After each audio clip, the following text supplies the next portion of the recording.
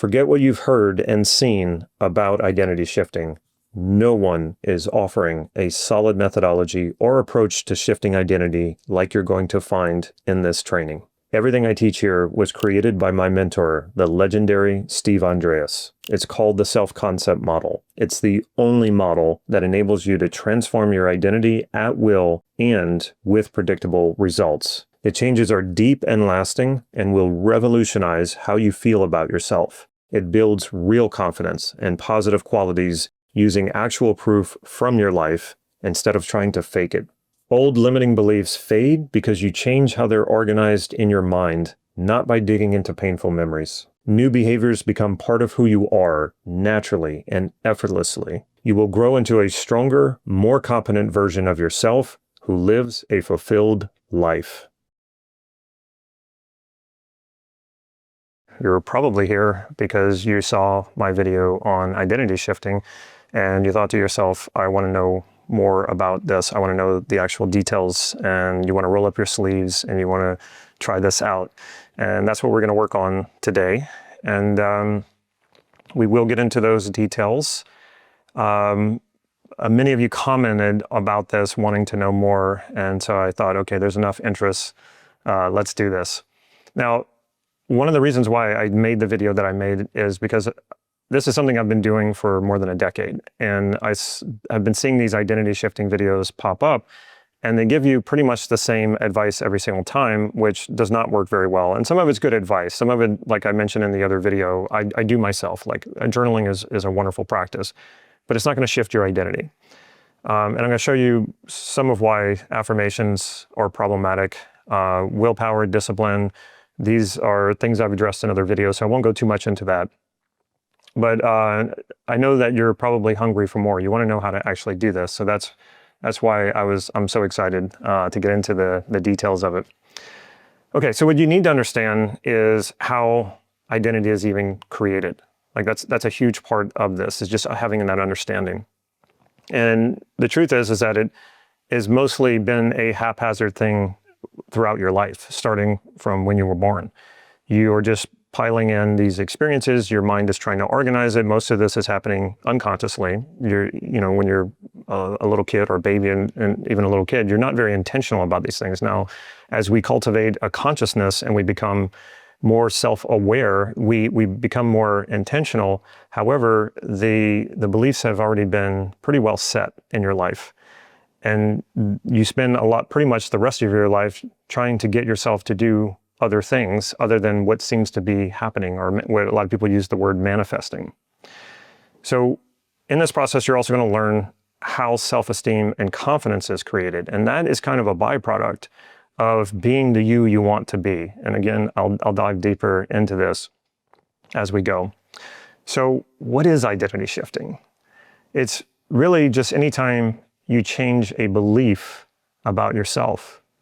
We have a lot of beliefs. The most powerful beliefs are the ones about you. In fact, your identity is a belief. And I know that might sound strange to you right now, but you'll understand it as we get into this. So what is important about identity shifting? Why do we even want to do this? So like I was saying, beliefs are really what all of this is based on. Beliefs not only govern your reality, they create your reality. Now, I'm not saying that there isn't an external world with objects that we bump into. There is, right? But obviously we are living different experiences, each one of us. In fact, you can have two people pretty much in the same community, same environment, same age, same sex, same nurturing to an extent, and they end up living completely different experiences. You even have twins that do that. You couldn't be more, they couldn't have a more similar external world nurturing them and bringing them up, but they could be living very different experiences. Well, how is that possible? That all comes down to your beliefs and how your beliefs are created. Now, and your identity being the mother of all those beliefs. If you can think about a tree trunk being like your identity, that's the core of your beliefs. You cannot have beliefs about the world around you unless you have a belief that you exist, that you're here, a felt sense of being. And all of your other beliefs are governed by that identity, your self-concept. And so we can encounter challenges in the world that seem like limitations, like everywhere I go, I can't make anything work. And that was something I used to say to myself. And that was a belief. That was a belief that was emerging from me, given expression through words. And so when we catch ourselves saying things like that, now we're involving the external world everywhere I go, right? When you have such beliefs, from this point on, stop and ask yourself, what must I believe about myself for that to be true? And you'll start getting some interesting answers. And this is where you can start to understand where you need to work on your identity, where you need to work on your self-concept. And if you think about a person who believes they live in a hostile world, and a lot of people feel this way, and they actually objectively don't live in a hostile world, their life is not being threatened, but they feel unsafe, they feel insecure, they have a lot of doubts.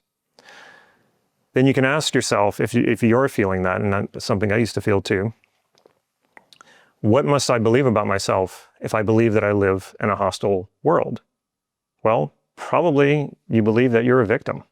And again, I felt this way. I felt like the world was kind of knocking me around. I felt like driftwood. That was often a metaphor that I used. And this is where we want to go. So if I change my belief about the world, there will be a sense of a change. It'll be better than what I have now. But what if I change that belief about myself, that I'm no longer a victim? I'm something else instead. That's where this becomes extremely powerful. Another belief I used to have is that I was a failure. And when you have these beliefs about yourself, they follow you wherever you go because you show up everywhere you go. If I'm not doing well in business or my career, I can change careers, I can change the business, or if the economy in the area where I have my business isn't going very well, I can move to a different place where the economy is doing better. But if I believe I'm a failure, I will find a way to fail no matter where I go.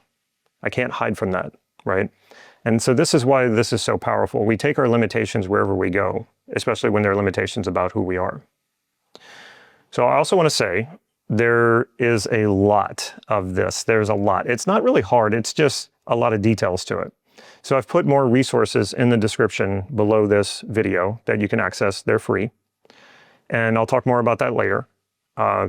Please take full advantage of the free stuff. It's where you want to start.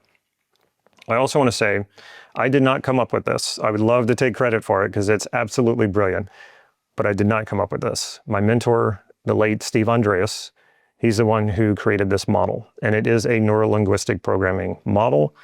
I know that there's some controversy around NLP. I've even addressed that in other videos. Some people think it's pseudoscience, some people think it doesn't work. I'm not going to go into that here because I've already addressed it in other videos, and I'm also happy to have that conversation further. I'm also probably will do more videos on this in the future. Okay, so let's get into how this works. I'm going to show you how you create your sense of self. I'm going to switch over to my tablet here. Okay, so we have experiences at the base level. This is like the DNA of what creates beliefs. We call that just experience. And experience is subjective. Now, you can say, well, no, I actually did experience that, and I believe you. You had your experiences. But experiences have a beginning and an end, which means they also have a middle. Life is not that. You have been living one continuous stream of consciousness. You don't remember being born. You're obviously not dead because you're watching this right now. So what we do in order to organize all this information that's hitting us all at once is we have to break it up, right? We mark in a beginning and we mark out an end.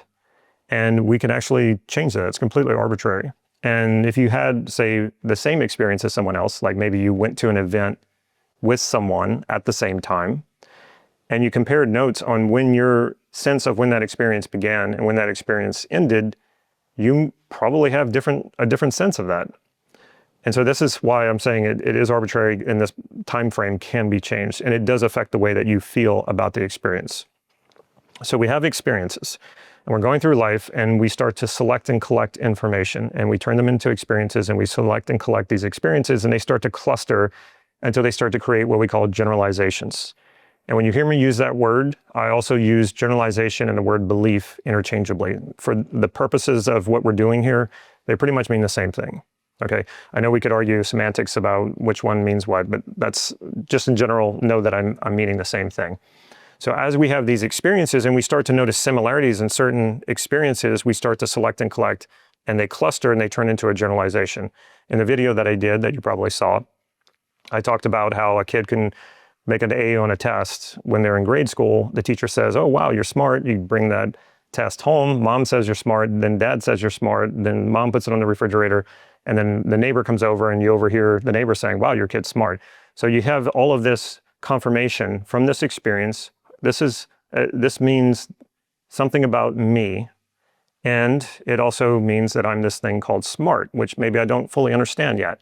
But as I go through life, I start selecting and collecting these experiences to confirm, yes, indeed, I am smart.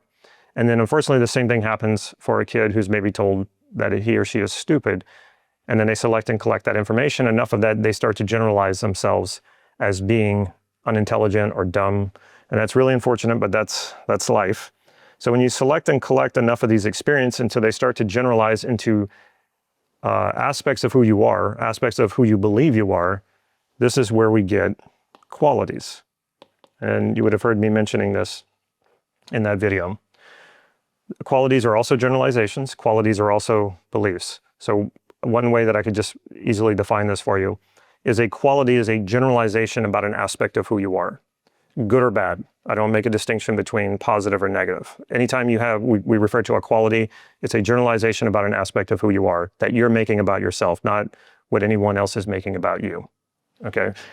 And as we select and collect all of these qualities, a bigger generalization at a higher logical level starts to generalize into a sense of self.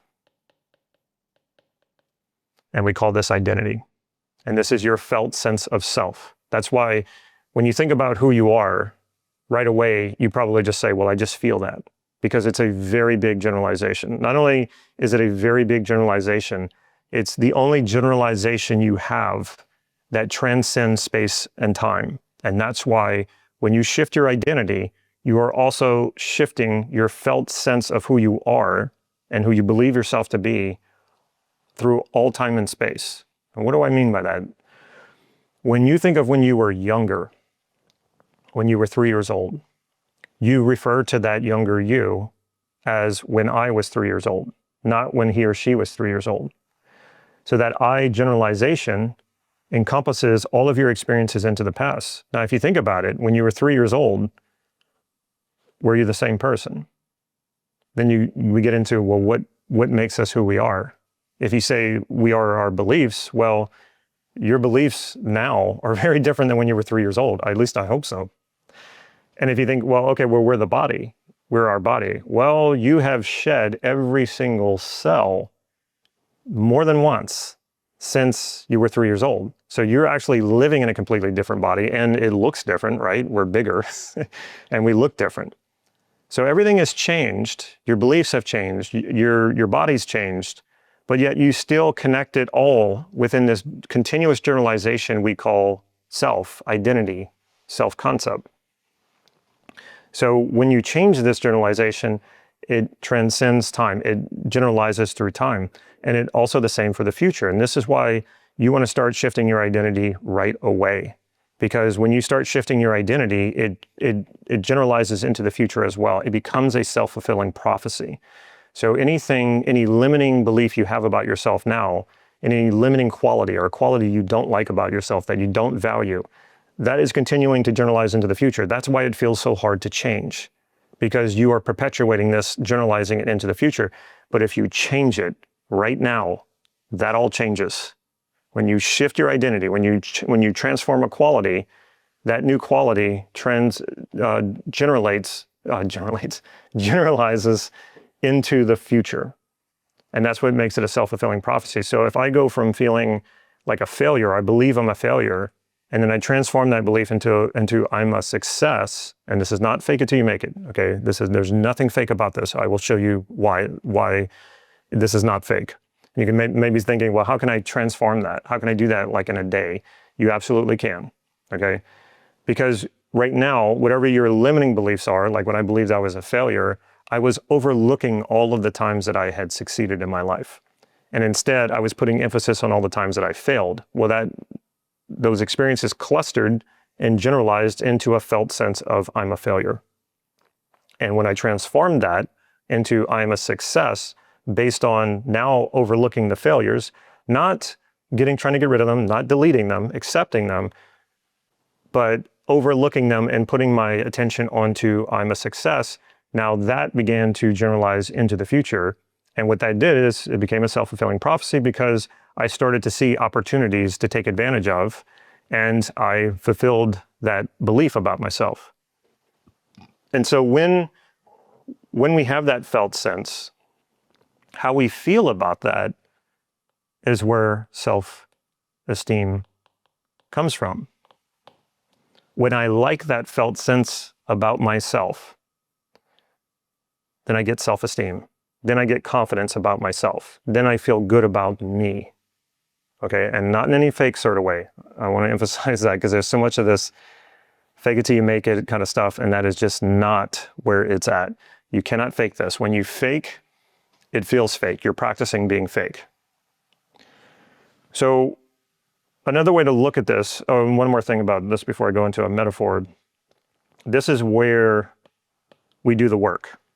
And this is why you can't change your identity head on. And that's what a lot of these people are saying. A lot of the advice they're giving you is saying, go directly to the identity, or, try to pretend like you're someone else, or try to go out and have those new experiences. But you're still going to be anchored down to what you believe you are. So despite the new experiences that you're trying to have, it still will snap you back to where you are. It's extremely difficult to just try to like white knuckle this and push through it and then just start having new experiences. It's possible, but it would take a very long time because you have, throughout your entire life, you have all these beliefs that form the foundation of your identity.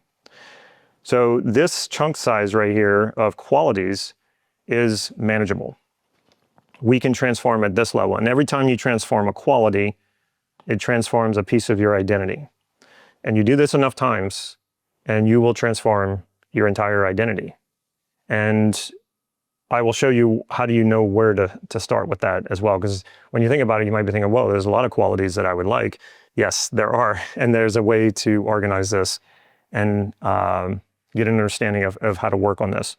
Now, one of the things that I think a metaphor that I can show you, you've probably heard a similar metaphor like this before.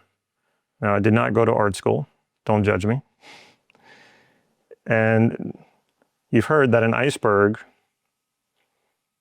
is much bigger beneath the surface of the water than on the top of the water. And we even say things like the tip of the iceberg, right? Well, that's where self-esteem really is. Self-esteem is the tip of the iceberg. So if you're trying to change your self-esteem, and this is what often people do with affirmations, you're trying to push this thing when you've got all of this beneath it.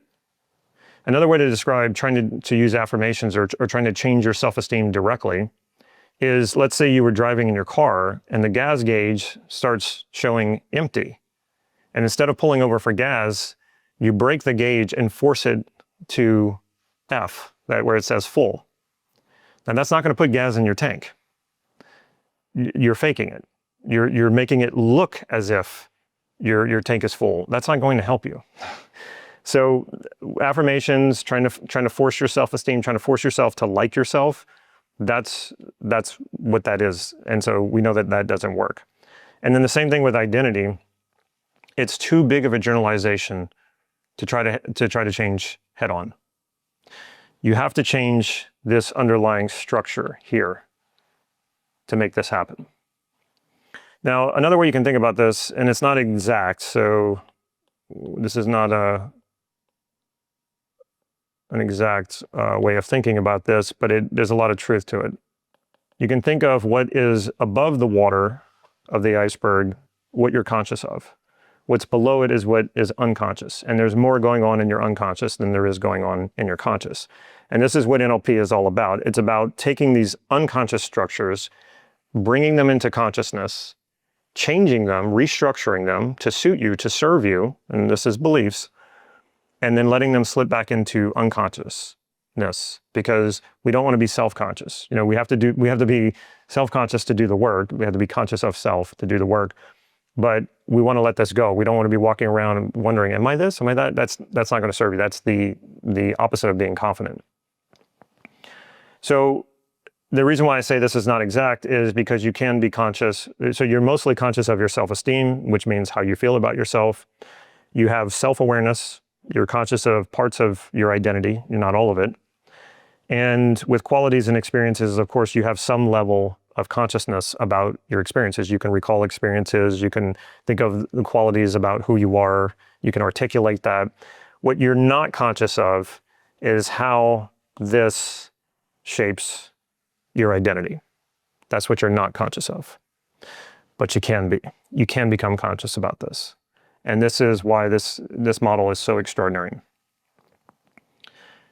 So like I said, what's below the water, this is where we do the transformation. This is where we do the identity shifting.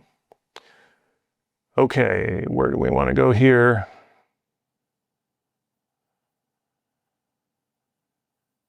So let's talk about values. Oh, I can talk about it while we're still here. So when your qualities that you believe about yourself aligns with your values, that's when you get self-esteem. That's when you get confidence. When they don't align with your values, meaning you believe negative things about yourself, you believe things about yourself that you don't value, or you value certain values and you don't believe you are those values, that's where suffering happens. That's where lower self-esteem happens. That's where you limit your potential, or you don't fulfill your potential because you don't believe you can. And that's really sad that this is how most of us are living, but it doesn't have to be that way. So what is a value? A value is a generalization about an experience that is important to you. And that's according to my mentor, Steve Andreas. A generalization about an experience that is important to you. So if you value kindness, that's one of your values because you've had experiences of kindness, probably being kind and receiving kindness, and you value that. So when your behavior aligns with that value, you feel good about yourself. If you value happiness and you do something that makes you happy, you feel good about yourself. If you value success and you do behaviors that align with the kind of success you want, you're going to feel good about yourself. The problem is for most people is that the moment they stopped doing that exact behavior, their self-esteem drops back down. Why? Because we don't believe that we are successful. We don't believe that we are kind, or we don't believe that we're happy. And like I said, that governs everything. So this is why you might see extremely successful people, and majority of people I coach are very successful people who don't believe it. And this is where we get imposter syndrome. And if you don't believe it, or you don't believe you deserve it, you will find a way to destroy it. And we see this. We've seen very successful people destroy their successes, destroy their lives. Now, people who are not very successful, they often believe that they're not good enough or they don't deserve it. Some of you have seen that video I did where I'm coaching the guy, Aaron, who we had to dig for it. That part I kind of left out of the video, but he started, as I started to move him closer and closer to these, transforming these qualities into qualities that he valued, he bumped up against some serious resistance. And that was a belief that he didn't deserve it. And it wasn't anything specific. That was the interesting thing about it. It was just a general belief of not deserving. And I didn't work on that belief with him to get him to believe he deserved it, because that would have been another problem. We dissolved the belief entirely because there is no good belief for that. We were born into this world with no guarantees, naked and vulnerable, and nobody owes you anything. And that's a much freer place to live from, much freer than thinking you deserve. Because when we think we deserve, or we believe we deserve, and we don't get what we want, that creates resentment, and that will hold you back. Resentment is poison. Okay, So let's see, did I get through the values enough? So what we do is we identify our values, and that's how we decide which qualities we want to transform. And every time you go from believing you're something that you don't value to transforming that into a belief that you are what you value, you are the quality that you value, you feel it right away. You will feel it in your self-esteem, you will feel it in your confidence, and like I said, from that point on, it becomes a self-fulfilling prophecy. And it just becomes automatic. You don't have to fight so hard for it. And I'm not saying that you don't have to work for it, you don't have to do anything for it. Of course you do. You will have to take action, you will have to do these things. I would never say that you don't have to do that. But it becomes automatic because you believe it, you do it. Okay. Now, I want you to keep in mind, and we're about to get into the first, what we call the process elements of self-concept. I want you to keep in mind that this is a model, and this, what I'm giving you today, is a piece of the model. There is more to it. And if you're interested in the more to it, you can let me know in the comments, and I'll do more, because I love talking about this. I love teaching it. It's been my work for the past 10 years. I teach it, and it's the basis of all of my coaching. And I have coaches who I've trained who also use this model to coach and coach identity shifting and transformation. And again, you can check out those resources in the description below here. We do have training to train you on how to do this, which means you can use the model on yourself. We do have coaching training that trains you into being able to coach others doing it, like I do and like my coaches do. And then if you're not really interested in learning it, that's fine. We also have coaches, like I said, who can just coach you through it, and so you don't actually have to learn it. One thing I want you to keep in mind is, again, with the whole self-esteem thing, which is actually what we're really after, right? We want to feel good. We want to feel good about ourselves. So because we don't work at the level of self-esteem, we go deeper to the level of qualities. Self-esteem and confidence is a byproduct of transformation, a byproduct of identity shifting. And this just takes the burden off of us. It's so much easier to work at the level of structure in the ways that I'm going to show you than to try to force your self-esteem or force yourself to like yourself. It just doesn't work. All right. So this is what I call the process elements, or rather my mentor did.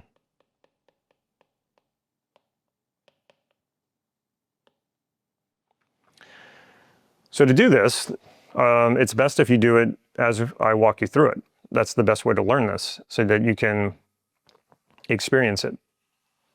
I want you to think about a quality that you like about yourself and that you feel certain about. So what's a quality about you that you feel certain about and that you also like about yourself? And we want to find qualities that are sort of in the mid-range, okay? If you say, well, I can drive a car, it's not really a quality, that's more of a skill. And that's not really going to work for this, because skills are things that you have to cultivate over time, right? You're not going to be good at something like that's skill-based right away. There's not an NLP technique to give you a skill that you don't have. You have to build the skill. So we're not at that level with skills. We're looking for intermediate qualities. Intermediate qualities could be, I'm intelligent, I'm kind, I'm fun, I'm loving, I'm joyful, compassionate. These are what I'm referring to as mid-level qualities. Happiness is a little high, but some people are big chunk people, big picture kind of people, and they can work with large ones like that. Probably easier for you, though, if you start with something more intermediate. So think about that. What's a quality about yourself that you feel very certain about and that you like about yourself? And here's a tip as well. Do not compare yourself to others when it comes to these qualities. This is the biggest mistake that people make. They start comparing themselves to others. They say, okay, I feel like I'm an intelligent person. I'm really certain about that. And then you start thinking about other intelligent people And you start going, are they more intelligent than me? Yeah, I think they were more intelligent. Stop that. That's not what we're doing here. It will not serve you to compare yourself to others. Think about to yourself, what do you feel certain about for yourself that you validate? That's what we're looking for. Now, we don't want to go too up there as well, what we call the logical levels. Something like, I'm a child of God, or I'm an aware speck of matter in an infinite universe. Okay, so this doesn't give us much detail about who you are. If someone told you that, you wouldn't know much about them. But if someone said to you, well, I'm a kind person, and you took them at their word, you know what that means. You know what they're talking about. You know what kindness is. You might still have differing ideas about what it means to be kind, but in general, you know what that means. So we need to be specific enough, but we don't want to be too specific, like I drive a car, or I'm an accountant, or I'm a parent. That doesn't tell us much about who you are. It doesn't tell you much about who you are, just by the word. So pick a quality that says something about who you are that people would understand. If you were to tell them, this is who I am, or this is part of who I am, they would understand it. And we also want to make sure that you do feel certain about this, because if you model uncertainty and you try to use that to transform other qualities, you're just going to make those qualities feel uncertain. So that's not what we want either. So when you think about a quality that you feel certain about and then you like about yourself, the first question is, how do you know you are that quality? What pops up? What comes to mind? The first thing that comes up probably is a representation in your mind. And for most of you, it's probably going to be visual, but not all of you. Some people are more auditory, some people are more kinesthetic. And when I say kinesthetic, I mean tactile and proprioceptive kinesthetic, not emotional and evaluative, because that's what a lot of people say. They say, well, I just feel it. Okay, that's not going to give us any good information. Of course you feel it. We all feel that. We all feel that emotional or evaluation. If you go to a restaurant and you look at the menu, you go down, you see what you want, you compare it to other things, and then you get a felt sense of, what do I want to eat? That's an evaluative feeling. So the information was on the menu, or maybe you imagine what these foods were like, and then the response was this evaluative feeling. So we get evaluative feelings and we get emotional feelings, but that's not what we're looking for when I say kinesthetic. This is a big misunderstanding in NLP. A lot of people practice NLP and they never understand this. So if there's kinesthetic sensations, that would be the basketball player who knows when they shoot a free throw, that ball is going in the basket, because they can feel the way it left their hands, and that's that touch and their body alignment that lets them know, even before it goes into the basket, that it's going in.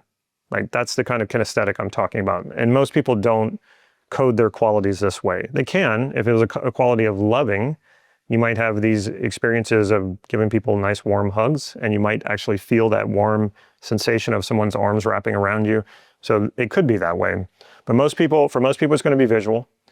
There are going to be some auditory people, and most of us use a combination. So we're not all one modality. We're not all visual, we're not all auditory. We use them all. Okay, and some people say, well, I don't see visuals. That's not true. You do. If you didn't see visuals, you wouldn't be able to recognize people you know. You wouldn't be able to find your way home. You wouldn't be able to recognize your home at all. So we do see visuals. You have to get quiet with yourself and draw on this information to become conscious of it. And it might take a few moments. You might have to sit with it for a little while. Just be patient with yourself. Don't try to force it. If you try to force it, it makes it feel like it pushes it away. So how do you know you are this quality? You probably get an initial representation, like I said, or maybe a voice or something like that. That's a representation. So an internal voice, or you see an image. And then if you go into this a little bit more, you're going to realize that you have many experiences of being this quality. And that's how this generalization was created, and that's what makes it feel so certain. Number of examples. You're able to access many examples throughout your life of being this quality. So that's why it feels so certain. So the one I always use, my most solid certain quality, always has been, even before I was doing this work, is that I'm a persistent person. And if somebody were to ask me that, I could answer very quickly, very congruently, because an image pops up And it's an image of a movie in my mind, of an actual memory, an actual lived memory, of persisting with something for so long that my father, who rarely gave me compliments, said, "You're a persistent person." And I said, "Well, what do you mean?" And I was probably about 10 years old. And he said, "Well, you didn't quit. You kept going." And I thought, oh, that's what that feeling is. Up until that point, I didn't really have a name for it. And that's what really solidified that quality for me. And so I had already had many examples in my life of being persistent, and then I had many examples in my life after that. And so as I was going through life, selecting and collecting information, anytime I had one of those experiences, boop, I put it in my database of examples of me being persistent, and that's how I clustered, and that's how I began feeling very certain. And I already had a very positive way of looking at this because my father was giving me this compliment. This must be a good thing. I feel good about this, right? So it would raise my self-esteem anytime I would act and when I would persist. And every time I would have one of those experiences, it would strengthen that quality even more. So you have a number of examples. Now, maybe only a few come up for you right now. That's okay. It just means that a lot of them are unconscious. So the next part of this is location. Now, location is not the location of where you live these experiences, okay? Location is in your personal space. Believe it or not, your thoughts, your ideas, your representations are appearing in your personal space. So most of the time when I'm working with people, they're visual, and I can see where their eyes go, and that lets me know where they're accessing their examples. And I know for myself that I access my examples here anytime I have a quality that feels very certain, and I think about, well, how do I know that? The examples appear right here, visually, slightly above eye level to my left. Now, that does not mean that that's how you should do it. Everybody has their own way of coding things in their personal space that makes them feel certain, that makes them feel uncertain. So there's all different ways of doing this. You want to find your way of doing it. Where is the location of your examples in your personal space that makes this quality feel certain? Because location is a huge part of this. Now you might say, well, I hear voices. Well, those voices have a location. Oftentimes when people are very auditory, their voices or sounds, whatever they use, is usually around their ears, somewhere around here. And you'll even see them look in either direction to their ears. Now like I said, there can be kinesthetic examples, but they're very rare. And I mostly have only seen it whenever I've coached athletes.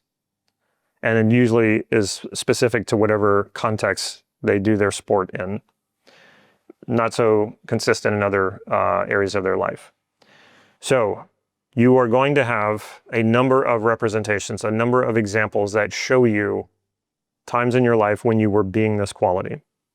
And they will arise in a particular location in your personal space. Now, a lot of times people say, well, it's in my head. That's possible, but most of the time that's not true. People think that because our brain is in our head, and so they automatically think, well, it must be in my head. Usually not true. So if I'm seeing my examples of being persistent, that means they're in front of me, right? If they were in my head, I couldn't see them. I'd have to look backward. And some people do that sometimes. You'll see them kind of do this, like as almost as if they're trying to see something inside their head. So if that's you, if you really think that your examples are inside of your head, it might be a good idea to just allow yourself to pull them out and let them land anywhere in your personal space and see what happens. And if the quality still feels certain and solid, that's probably a good location for it. If it feels less certain, less solid, then maybe move it around until you find a good location. But it's really hard to see things if you feel like they're being stored behind your eyes. It's really hard to hear things if they're too far away, too distant. That sometimes can come up. Most of the time, voices and sounds are going to be around the ears. All right, so we have location. And then we have another one. How are you accessing these examples? Is it one at a time, or is it simultaneously? So one at a time, that's the way that I do it. And again, this doesn't mean that this is the right way. It's just the way that I do it. You want to find the way that you do it. So I access my examples one at a time right here. I only see one at a time. But some people see all of their examples spread out in like a collage or a mosaic.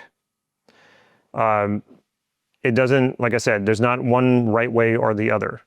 I can spread mine out and see them all, and it feels like, wow, there's a lot. It doesn't bring the quality down. And if I leave it that way, and I go to bed, and I wake up the next morning, and I check my database, they're back here. For whatever reason, that's the way that my mind likes to organize it. And that's okay. So some of you are going to have what we call sequential. And some of you are going to have what we call simultaneous. Find out how you do this. Okay, moving along. You also want to find out which modalities are you using. And that would be visual, auditory, and kinesthetic. I've already discussed this because it kind of comes up no matter what when we're going through this. So are these examples visual? Are they auditory? Or are they both? A lot of people do both. And in fact, what makes something feel really certain is oftentimes when we're using more than one modality. And why would that be? More information makes something feel more certain and solid. The more you know about something, the more certain it feels. So if you have both visual information and auditory information, it's probably going to feel more solid. Now, that doesn't work for everyone because some people get overwhelmed. It's like too much information. And so they need to only use one or the other. So an example of this would be too much information, and I do this myself. If I don't know where I'm at while I'm driving and I'm trying to figure it out, I need to turn the radio down or off. I want no sound because I need to focus. So that's kind of how this works. But at the same time, if I were to watch a movie with no sound, I would lose interest in that movie real quick because I don't know what's going on. I don't know enough about what's going on. The pretty images and the pretty actors and all that in the movie is probably not enough to sustain my attention. And then you might also get some kinesthetic touch, proprioception feelings. Proprioception being how you can feel your body in space. So like if I close my eyes, I know that I'm waving my hand. I don't have to see me waving my hand to know that I'm doing it. I feel it in my body. That's what proprioception is. And then we want to go to association.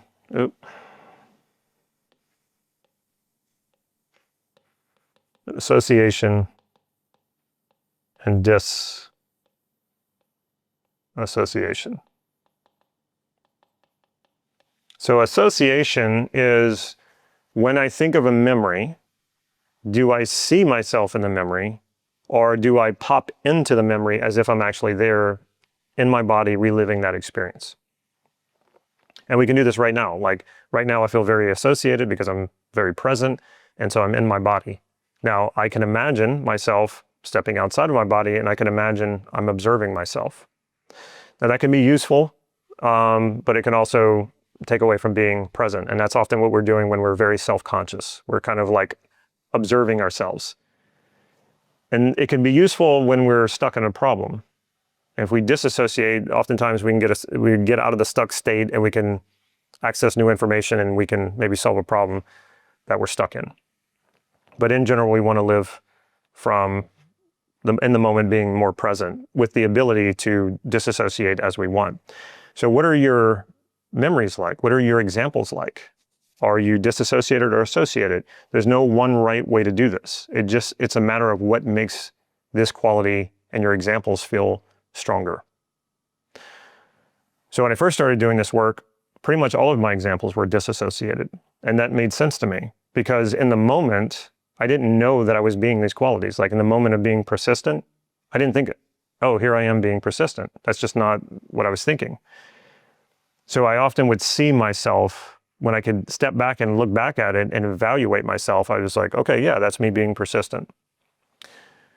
Now, when you associate into the memory, it will feel more real. And for a lot of people, that makes the quality feel more certain.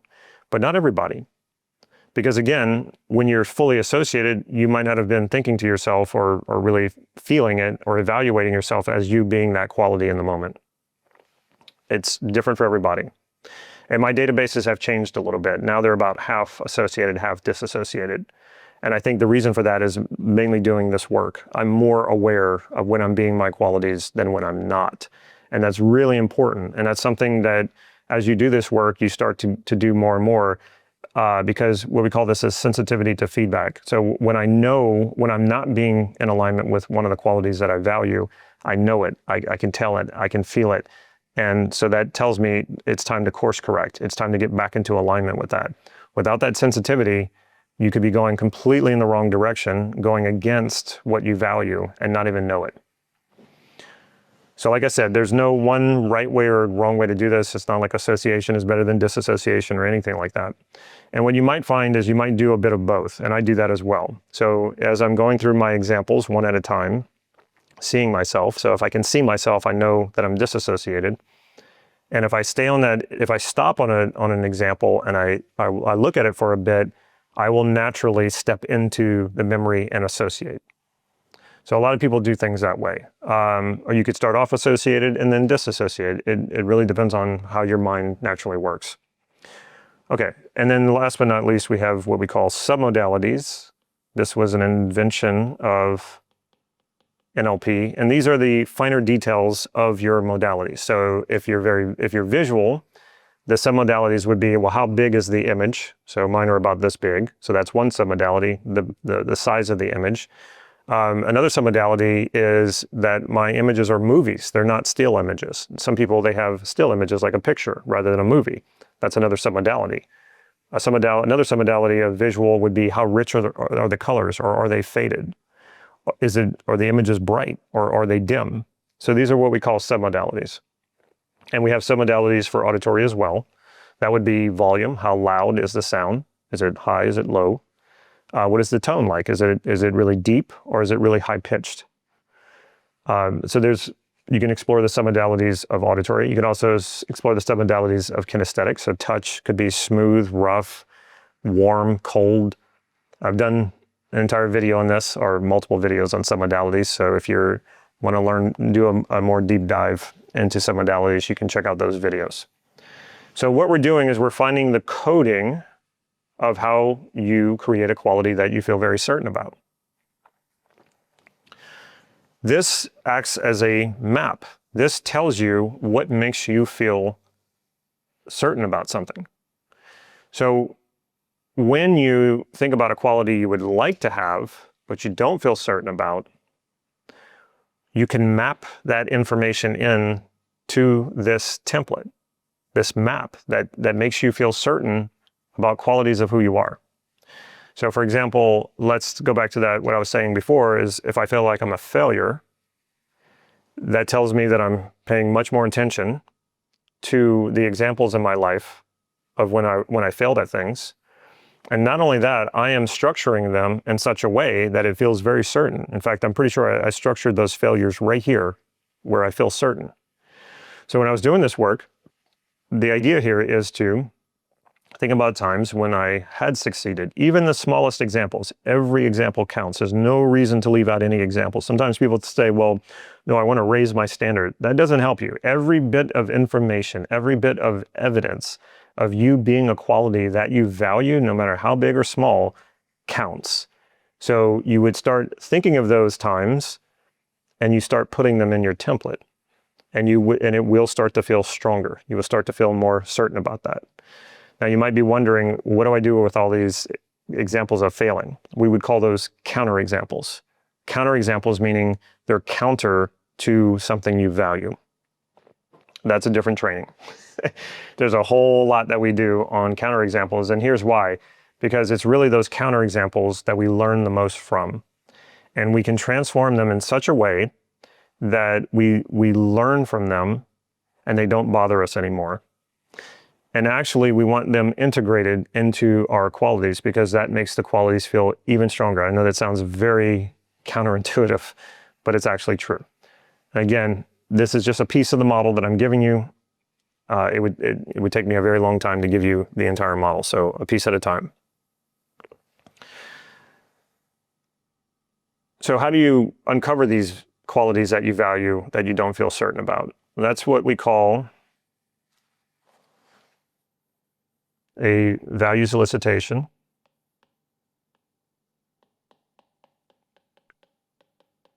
And some of you, I think, have already gone on to watch. It was like 2.5 hours of a training that I did. I live streamed. It's still on my channel. It's linked to that first video. It's linked to this video. And in that training, I go full on showing you how to do a values elicitation.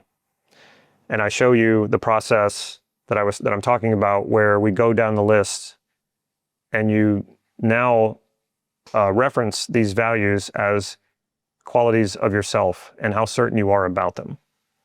And it's these values that you value as qualities. When you ask yourself, am I this quality? And if it feels uncertain, that's where you know the work needs to be done. Because if you're not believing in a certain solid way that you are those qualities that you value, you will suffer, you will limit yourself, your self-esteem will stay lowered, and your confidence will stay lowered. So like I said before, anytime you act in alignment with one of your values, you feel good about yourself, your self-esteem goes up. And a lot of the practices out there are all about trying to move that dial on your self-esteem, even though they might not use that word. And even in NLP, anchoring states, that's like a big thing, a big tool. And I don't use that so much anymore. And the reason why is because you don't really need it so much when you believe you are that quality. Then the self-esteem and the confidence are automatic. Your states are not stable. Beliefs are stable, especially beliefs about yourself. Why? Because you take you wherever you go. So if you believe you are successful, you will find success. You will find a way to be successful no matter where you go. If you believe you are happy, you will find a way to be happy no matter where you go. And the opposite is true. If you believe you're a failure, no matter where you go, you will find a way to fail. No matter how much someone can give you to succeed, you'll find a way to sabotage it. And the same thing with happiness and unhappiness. If you believe you're an unhappy person, it doesn't matter how many good things will happen in your life, you'll find a way to be unhappy. And I'm not saying that as a shame and blame kind of thing. It's just how this mechanism works. It's how this structure works. We need to change the structure. And so what I'm giving you here with the process elements, this is structure, right? I'm not saying make up things about yourself. I'm not saying, say affirmations. The content, what we're mostly conscious of is the content of our examples in life, the content of our experiences. What I'm showing you is the structure of them. And it's the structure that really tells you how to feel about them, how this information is organized. It's very unconscious, and that's why most people don't know how to do this. So you go to the structure, you make the structure conscious, and you change the structure, and it's a lot easier to change structure than it is trying to change content. Oh, and also, in the description below this video is the values elicitation PDF. You can get that for free, and it's just the exercise of how to do it, how to step-by-step elicit your values, and then cross-reference them as qualities. And like I said, you'll also find a link to that entire training in there. So identity shifting doesn't have to be left up to fantasizing and faking being something that you're not. That's really the good news. So you don't have to convince yourself of these things. You already have this information inside of you. You already have these experiences inside of you. You don't have to go out and have new experiences. When you access those experiences and restructure them so they feel very certain, and that's the unconscious information that you're projecting in the world around you, then it's automatic, then it becomes natural. So the entire model is really a step-by-step process of how to make these transformations. And the wonderful thing is that when you make these transformations, they stick, just like all of your beliefs that you already have right now that are governing your reality, or creating your reality. You're not practicing those. Those are there, they're solid. They're interpreting your reality, they're selecting and collecting information to keep it going, whether that's positive or negative. So when you make these transformations, you don't have to practice them. You might want to go back periodically and tune them up because you've lived more experiences, you have more insight, you're more clear about what these qualities mean to you, you know more about what you want out of life. And so sometimes you can go back and tune them up a bit. The way to create the life that you want to live is by becoming the person who has that life, the person you value, the person you feel good about, the person who takes advantages of the opportunities around them, takes action, not afraid, because you're not afraid of failing, because if you believe you're a success, you know that failure is part of the process. It's just part of the process. When you fail does not mean that you're not a success. Doesn't mean you're a bad person or you're not good enough or not deserving or any of these things. When you do enough of these transformations, those things burn out and you won't ever see yourself the same again. So I know this is a lot, and I'm telling you that there's more to it. So you might be thinking to yourself, ooh, do I really want to do this? Well, what else are you going to do? Want to just sit around and hope for the next 10 years?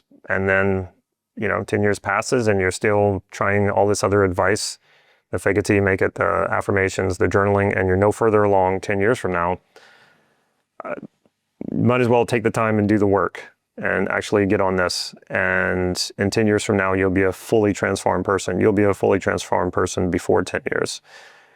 And by 10 years, you'll be really living that life. And that's me. I'm one of many success stories of that.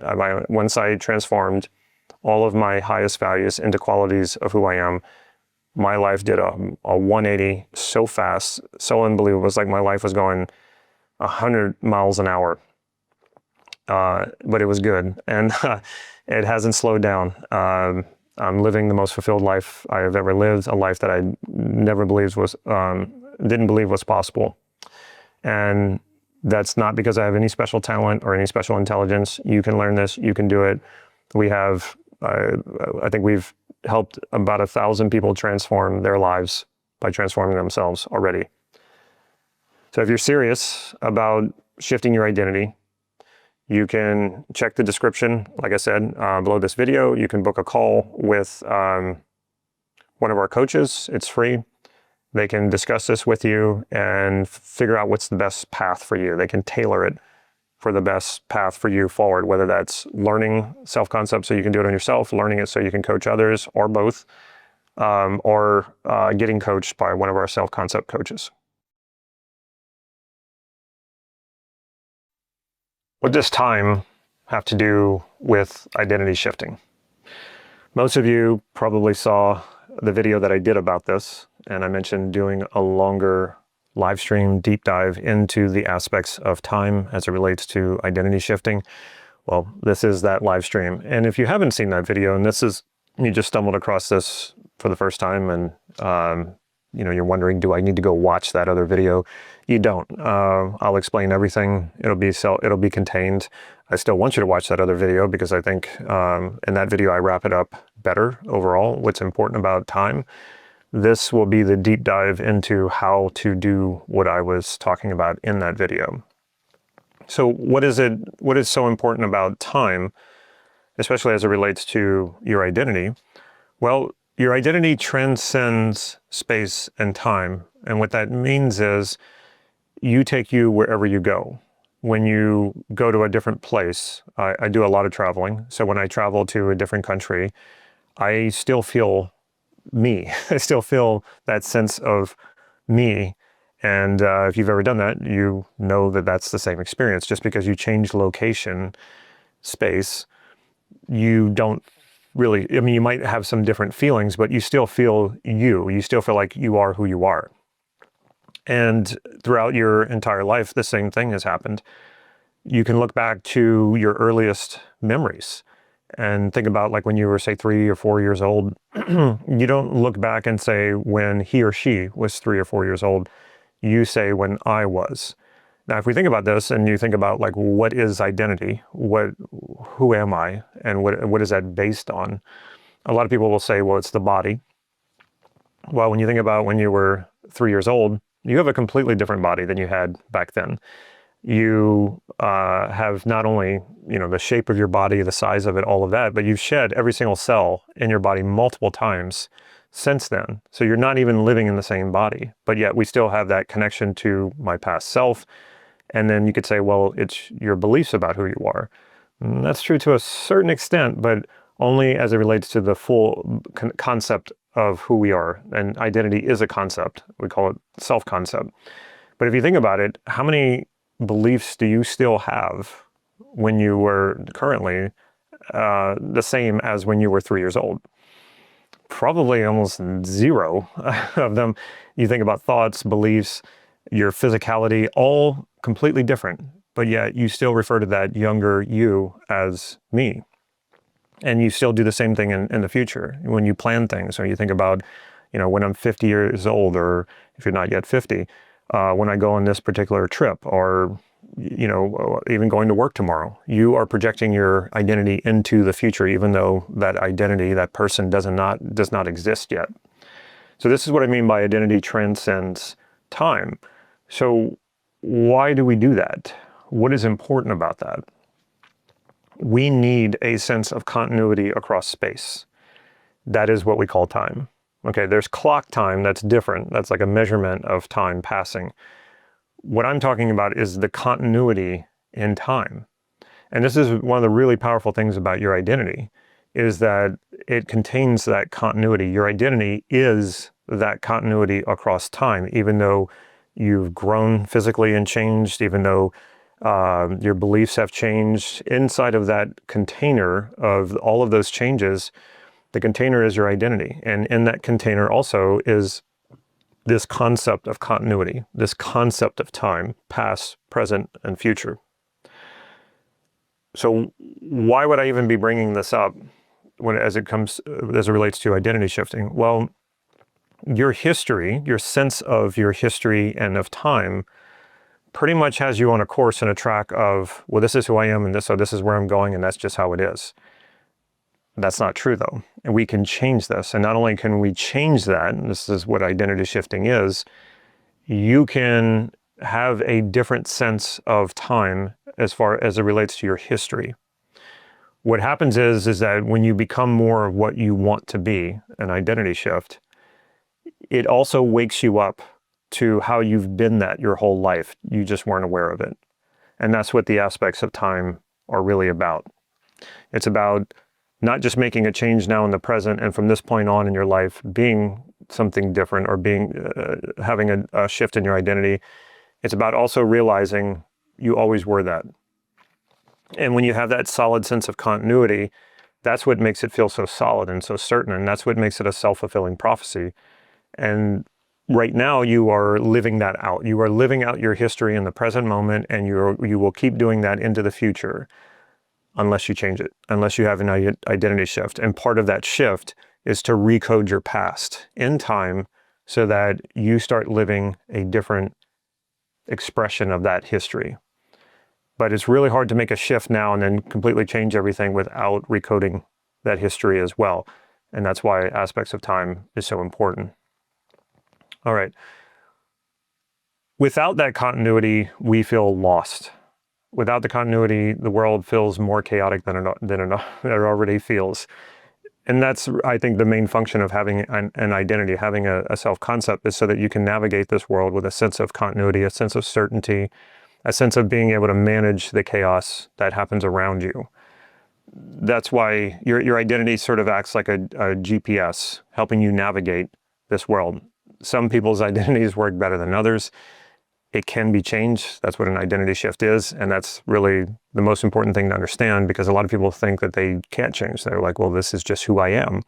And they have a mountain of experience as they use as evidence to back that up and to stay that way. We can recode, rechange, we could change all of that. And I did a previous live stream that was also based on a shorter video too, where we covered the what we call the process elements of identity. And so I highly recommend that you check that video out, because those process elements are the most powerful of ways in which we structure our identity. And the aspects of time, I don't want to say it's less powerful than the process elements. it's a huge addition, because we need to have that sense of continuity across time to really make sure that an identity shift that you want stays in place. And the main thing that is important to understand is that if you can understand how you create your identity in time, you can shift it so that you can experience it the way that you want, as if it's always been true and always will be true going forward. And that's extremely powerful when you add these aspects of time to that identity shift.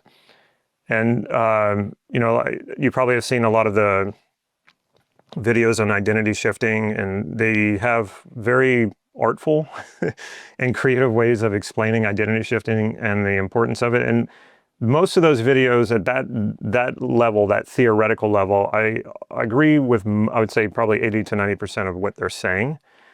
But it doesn't sound to me, for their next part, what their prescription is, that it doesn't sound to me like they actually believe it. They actually believe those things that they're saying in the theoretical part, because they keep giving you the same exercises every single time. And next time you're watching an identity shifting video, that's not mine, notice that they give you the same exercises every time.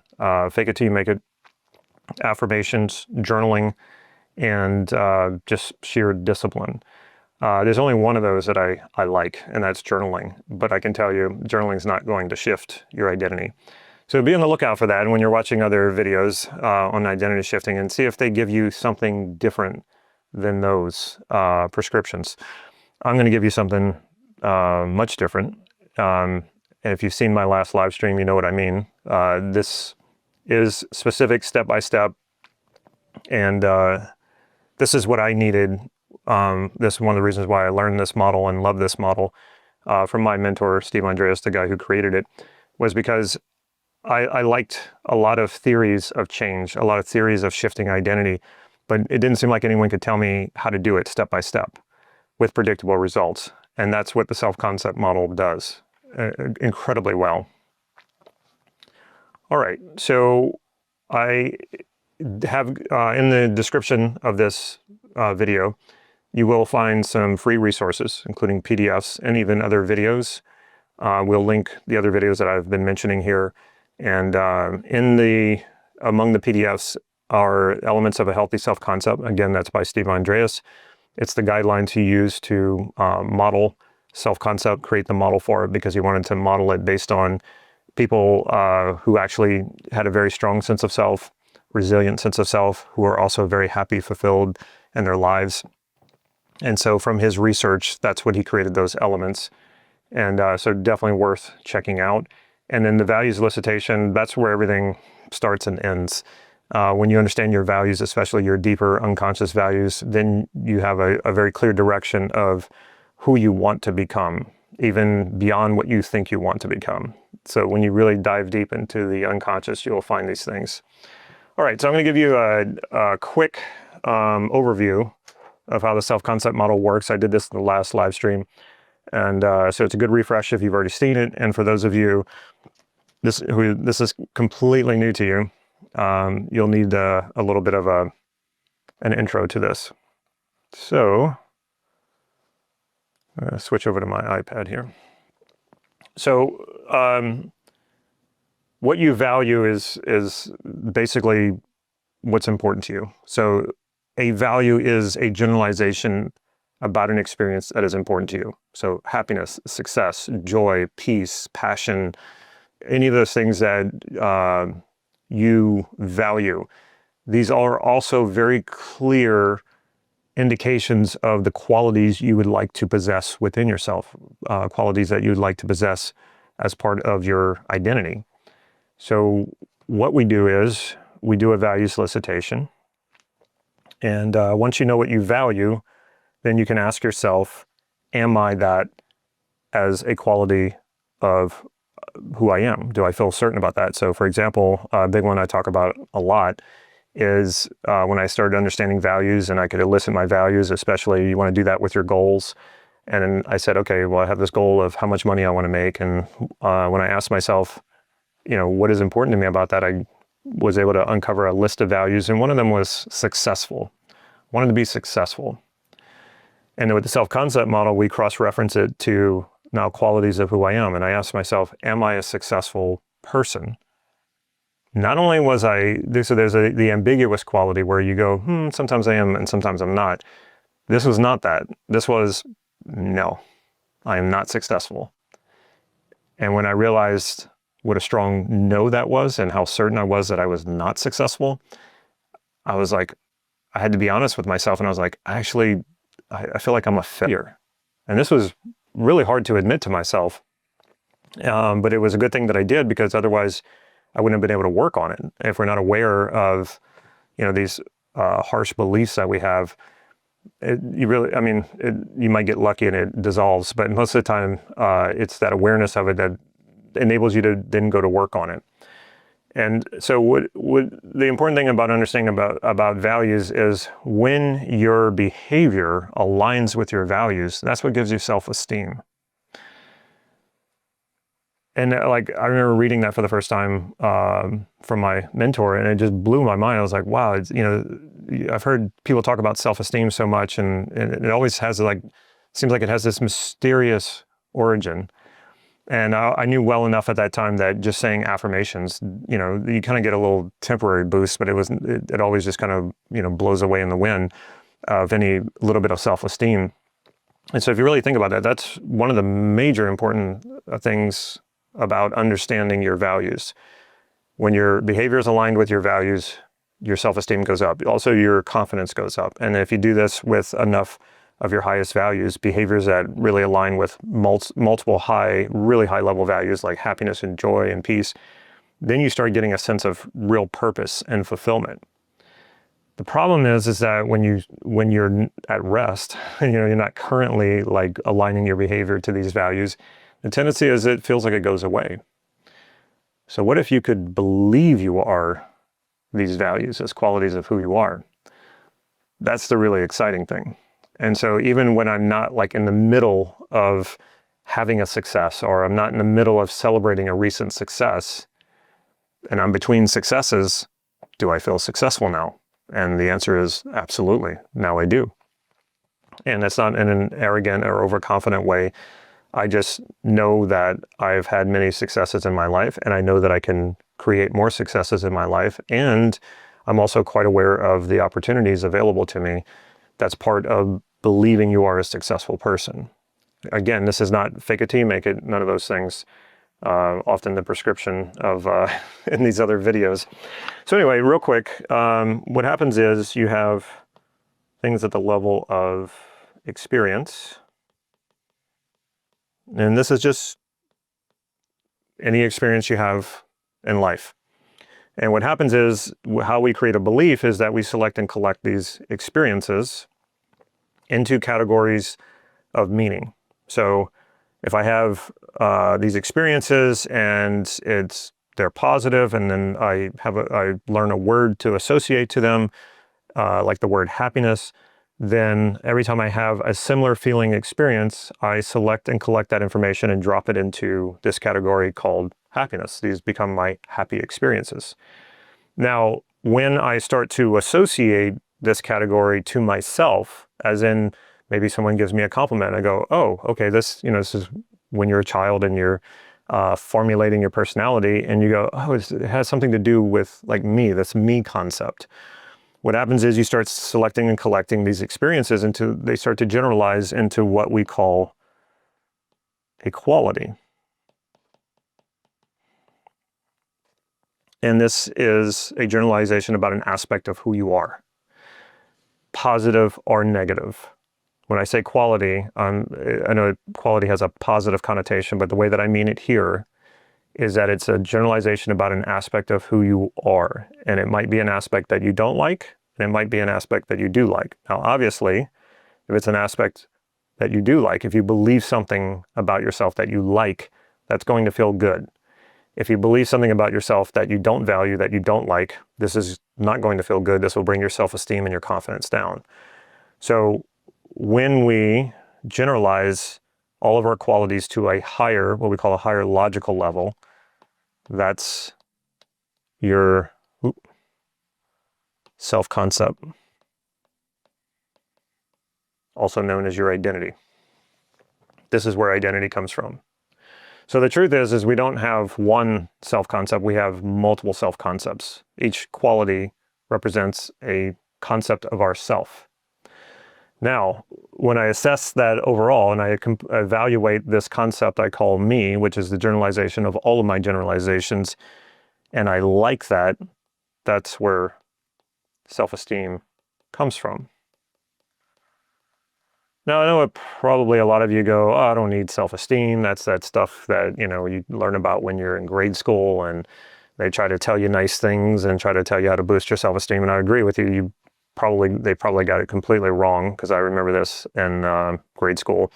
And anytime as an adult, people bring up, oh, self-esteem, I just be like, that's not my problem. But if you really think about what self-esteem is, the fact that you like yourself, well, what is that based on? I like myself because I do things that I like. I align with my values being what's important to me. So, for example, if you're in a career that you don't like, chances are your self-esteem is taking a huge hit.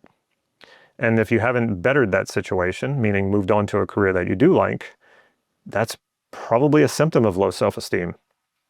We don't want to admit this to ourselves, of course, but if you can't admit the problem, then you can't solve it. So confidence is on the level of self-esteem. You can't just go directly at confidence and create it. You have to be competent at something in order to feel confident about it. And it's sort of like it's hardwired into us not to feel confident about things that we're not competent about. That's what saves us from hurting ourselves and perhaps other people.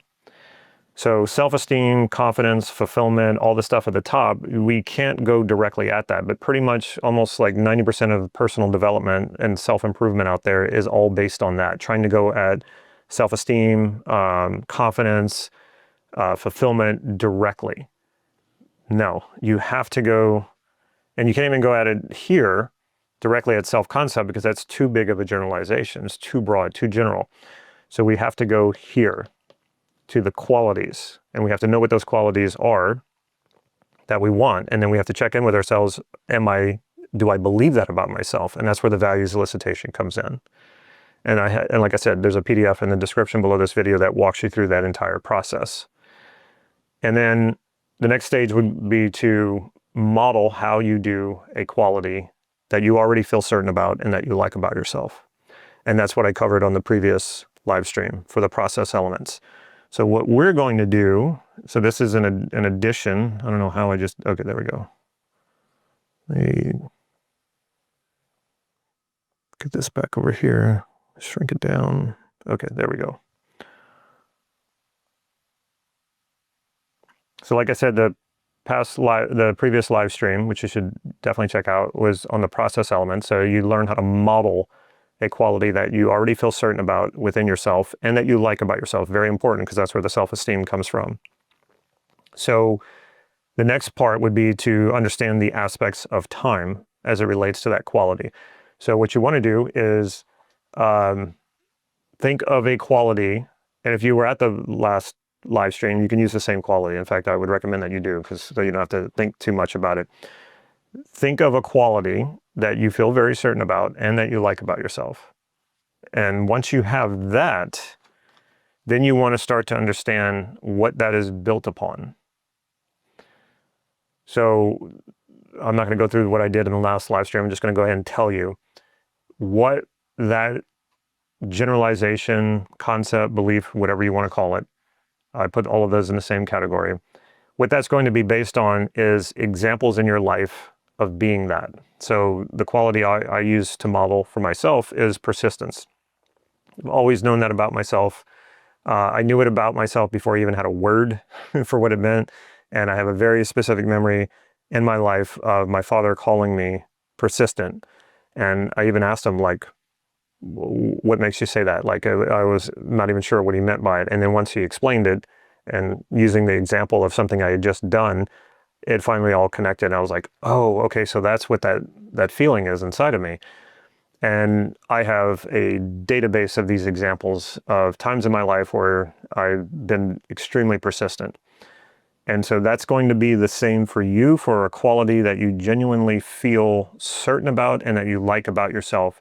How you know that about yourself You don't just know it. That's what a lot of people say, well, I just know it. And it's like, okay, consciously, that's the way that it feels. But in your unconscious, all of your beliefs, generalizations, concepts, etc., are built on examples that you have lived in your life, or experiences, you can call them examples or experiences, that have clustered into a category based on a similar meaning. So as I was mentioning, all of my happy experiences, anytime I have a happy experience, it gets filed into that category of my happy experiences. So I have a database of experiences called happy.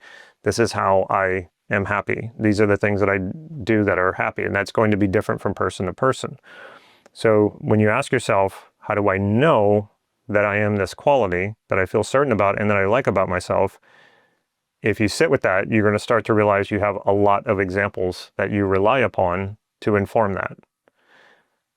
So those examples are really important. And this is what the process elements are about understanding how those examples are structured. And what do I mean by structured? Where do they appear in your personal space? Even if they're auditory, they have a location. And a lot of times auditory comes from either side of your ear or from behind you. I'm more visual, so my examples appear right here to my left. Okay. Now, that doesn't mean all my memories appear here. That just means that when it's based on a quality that I feel very certain about me, those examples are going to appear here. This location indicates to me certainty. And they're actually about the size of my hand, like this. I access them one at a time. Some people don't do it that way. Some people have more like a collage. They see examples simultaneously, or they might hear multiple voices all at once. And then you can get into like whether you're associated or not, what other modalities do you use, which we're not going to get into here because I got into it in the last one. The main thing that you need to understand here is accessing your examples of being this particular quality that you've chosen, okay? The aspects of time are going to be how you relate to these examples in time. And like I said, that creates that continuity across time, that you've always felt this way about yourself, or you've always believed this. And maybe you don't quite feel like this has always been true about you. And so that actually that'll weaken the quality a bit. And that's another reason why you want to tune it up using these aspects of time.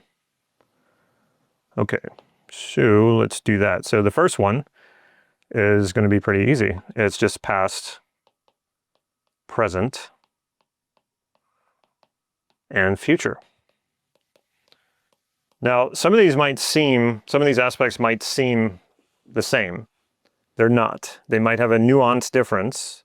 The key is to understand the nuance. So past, present, and future. What does this mean? Where are your examples? It's pretty safe to say that if we're dealing with a quality that you feel certain about and that you like about yourself, you definitely have examples in the past. Most of you are probably thinking, how would I have examples anywhere else? That's the interesting thing about time.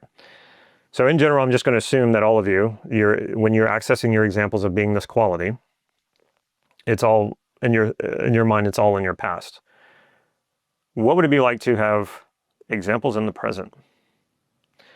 Now we have to get out of our understanding of what the present is, like in a logical, rational sense. So in a logical, rational sense, the present is this moment and nothing outside of it. But that's not how everybody perceives the present. My perception of the present is pretty much anything that happens in my day. So everything that happened this morning and everything that's going to happen for the rest of the day, in my mind, is the present. My sense of the present is anything that happens like in the middle of my 24 hours of being awake. Or that's not 24 hours, maybe my 18 hours of being awake. So, and that's not true for everybody. Some people, their sense of the present is an entire week. And for some people, I've had people who their sense of the present was actually an entire month. So the first thing would be to just get an understanding of what is your sense of the present? And just start with, okay, the things you did this morning, does that really feel like the past to you? Or does that feel like it's still kind of present? And then the things that you're going to do later today, does that feel like the future? Or does that just feel like, no, it's still part of my present? there's no right or wrong to this. It's just an understanding of what is your sense of the present. And then once you understand your sense of the present, do you have examples of being this quality in the present? If not, what if you did? What would that be like? So for me, if I think about my quality of being persistent and I start to think about, do I have any examples in the present? It's like, well, yeah, I got up and did my same morning routine. That's persistence, right? I coached some clients, and that's something I've been doing for more than a decade. I could count that as persistent. I'm doing this right now, which is teaching something I really enjoy teaching. I've been doing YouTube for almost 10 years. I love doing this. That's not really part of the persistence, but the fact that I've been very consistent about this and I'm engaging in it right now, that counts as persistence. So that's what you want to check in, and you might not have a sense of having examples in the present. Open your mind to it. What would that be like? And what we're doing, if you're wondering, we're creating a bridge across time of you being a quality so that there's no gaps. And then we get to the future. I remember this was very puzzling at first whenever I came across this when I was learning this model. And the question was, do you have any future examples? And I'm like, how can I have future examples? The future hasn't happened yet. I haven't lived it yet. But we project things into the future all the time. Unfortunately, most of the time we do it with negative things, not with positive things. So when I started to think about this with my qualities, the quality that I was modeling, do I have future examples? I did not. But what I started to understand is that I had a lot of future examples of things that I did not want to happen. And then what does that make us do? That makes us afraid. And then if we're afraid, we usually don't take action. We don't do the things that we want to do. One way that this happens a lot, I was in Toastmasters, and I remember having a fear of, even though it was Toastmasters and everybody's really nice, I had a fear of giving a speech and completely just collapsing and not being able to finish the speech. Like, that was a fear. And I kept thinking about this. So what was I doing? I was creating future examples of me messing up the speech, which then kind of creates a self-fulfilling prophecy. And if it doesn't, it still ties up a lot of mental bandwidth with having to think about that and then try to negate it and say, don't do that, right? All of this just ties your attention and your energy in a knot. So guess what happened? I went up to give a speech, and not even a few minutes into it, I froze, and I just had to leave it. I was like, I don't know what else to say, and I walked off. I didn't know NLP at the time, so I didn't know what had happened. But I had rehearsed using future examples of exactly what I didn't want to do, telling myself, don't do that, which just kept reinforcing doing that. Well, with our qualities that we want to be, we can create future examples and rehearse into the future who we want to be and how do we want to do that. So now I have future examples of being persistent in my life, or in my mind, throughout my life. So I think about all the contexts in my life where being persistent is really important. And not only do I see myself persisting, I see myself persisting in a way that I'm happy with. Like, I like that, because I can be persistent and be an asshole about it. I don't want to do that. I want to be persistent in a way that helps me connect with people more while I get the things that I want. Okay. So you want to be careful about how you create these, because it's not just about like succeeding or just about winning. It's about doing it in a way that you're happy with, that you like this. Now, a few things about creating future examples. You want to be disassociated, meaning you want to see yourself doing the thing that you want to do, or being the quality that you want to be, rather than being associated. Associated means like living it first person perspective. You want to be disassociated because this communicates to your mind that this has not happened yet. This is something you want to be. And by seeing that, it's going to motivate you to move toward it. This is what we call a feed forward system. Because you see it, that's who you want to be, you're attracted to it, the clarity helps you feel even more motivated, and so you're drawn to it, and therefore it becomes that feed forward, self-fulfilling prophecy. So you want to be disassociated, and here's the other thing too, do not be specific with the details, because you don't know exactly how the future is going to show up. And if you're too specific, then when the future does show up, if it doesn't look and sound exactly the way that you had rehearsed it in your mind, it'll break the generalization. It won't generalize into the future. So if it's a quality of being successful, you would see yourself being successful, and you want to create like multiple future examples. I would say create like 2 per context in your life. Like if you break your life down into 3 to 5 major life contexts, create at least 2 future examples per context, maybe even more than that, where you're seeing yourself be the quality that you want to be.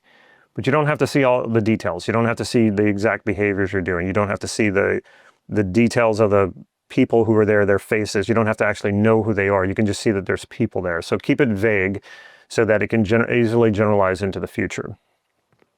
All right, so the next one is what we call distribution in time. I should probably print. Let's see. There we go. We can use that still. Okay. Distribution in time. So what we're looking for here is less about the specific examples and more about how you perceive your timeline. So if you were to imagine your timeline out in front of you, going from one end to the other end, first get a sense of which side is the past and which side is the future. Okay, that can be different for different people. There's no one right or wrong way. Some of you, you might have a natural timeline that runs through you, like the future being over here and the past being behind you, and that's fine. Just turn it so that you have it in front of you. It's a lot easier to see when you do it that way. Most common is people have their present, of course, right here, and their future to the right and their past to the left. That's not true for everyone, so I don't want you to think that if yours doesn't line up that way that there's something wrong. That does not mean that it's wrong. Okay, I'm just letting you know that that's how most people see it. So if I look at my timeline, and over here is my past, and if I go far enough is like my birth, and on to my right is my future, and it just sort of extends indefinitely, and there's no end in sight. So what I want to do when I think about this quality is, do I have any gaps over my timeline, periods of time in my life where I felt like I was not this quality, like I was not persistent, with the example of the quality that I've been using. So for you, it would be whatever quality that you're using. You look over your timeline and you say, okay, were there any gaps? Because this was really important for me when I was working on the quality of being happy, because I had been depressed, so twice. So on my timeline, I saw those 2 depressions. They were like dark holes in my timeline that were just like very little information there. Before it, it's kind of bright, and I can see like examples in my life of being happy, and then suddenly it just kind of goes into a dark abyss. And then also I see where I came out of it. And then 10 years later in my timeline, I see this another dark abyss. And then I come out of it, and I was like, oh, okay, that's something I need to work on, because if I perceive in my life, in that continuity across time, that I have some deficits in there, this is going to make this quality feel shaky. And I'm trying to, the work that we're doing here is to solidify these qualities that you value. So for my happiness, like, it was really important to me. I want to solidify this quality. I want to know that I had that sort of happiness inside of me continuously across time. So how do we deal with this? You might say, well, you weren't happy, Damon, you were depressed. So how could you fill in the gap on these timelines and connect it? What I started to recognize is that happiness never left me. It wasn't like I was suddenly a happy person, or I was a happy person and suddenly it's just gone. And then months later, it suddenly comes back like it's, I don't know, a fairy that comes and goes and sprinkles happy dust on me. That's not how this works. If you think about it, you have to have this in you. You've always had it in you. You got distracted. Your attention went in a different direction. So for me in my depressions, I know now it's very clear to me how I ended up there, and very clear to me how I got out of it. It was this compulsive thinking of all of the things that were going wrong in my life, projecting all of the things that were probably going to go wrong in my life, and then just continuously cycling back through this over and over again, as my friend Jürgen Rasmussen will say, that thinking that you can think your way out of it. And that's what I thought. But the more thinking you add to that in a situation like that, you just become more and more depressed. But what I could recognize now that I couldn't then is that happiness was still inside of me. And in fact, there were times where I wasn't in that loop and thinking that way, times where I was hanging out with my kids and I was very happy. So even when you're depressed, you're not depressed 24/7. It's kind of the black cloud that hangs over you, but you have other things going on inside of you, and your potential to be happy has never left. It's still there. It's just your mind is fixated on something else. So that's how I filled in those gaps. What you can do if you find gaps on your timeline is understand what I just mentioned. Your attention was diverted from something else. It doesn't mean that you didn't have this quality within you. Of course you did. You had it before the gap. You had it after the gap. It was there. So understand that first, and then start thinking about, well, times when you were that quality that you're overlooking now. For me, like I mentioned about happiness, it was like my kids were really young, and that was some of the best times because they were just so adorable. And I'm still learning how to be a father and all that. And so I remember, yeah, there was some really happy times, even when I was depressed. And so I'm able to fill in those gaps. I was able to fill in those gaps thinking about those things. And it wasn't just my kids, there was other things. I had dogs, and I liked my dogs quite a bit, and I was happy with them. And when I started thinking about, like, always had my physical health, and that's something to be happy about. I wasn't really giving it much attention then because I was depressed, but that was obviously something I was happy about. So there was a lot of happiness there that I was just overlooking. And so I filled in those gaps that way. So that's what you want to do. You want to find that information and pull it through so that it fills in the gaps. Okay, so that's distribution in time. And when you have a timeline that's solid, where you can see throughout the entire timeline that you were this particular quality, that's when it feels so certain that you can't be shaken, that you can't be thrown off, because you're on this solid track of being this particular quality, being happy, being successful, being passionate, being authentic. And yeah, you can deviate here and there. You will have those deviations, but you have this solid timeline of you being this quality that you value. So even if you get knocked off track, you're going to gravitate right back to it. All right. So then we get into time frame. This is also known as chunk size of time.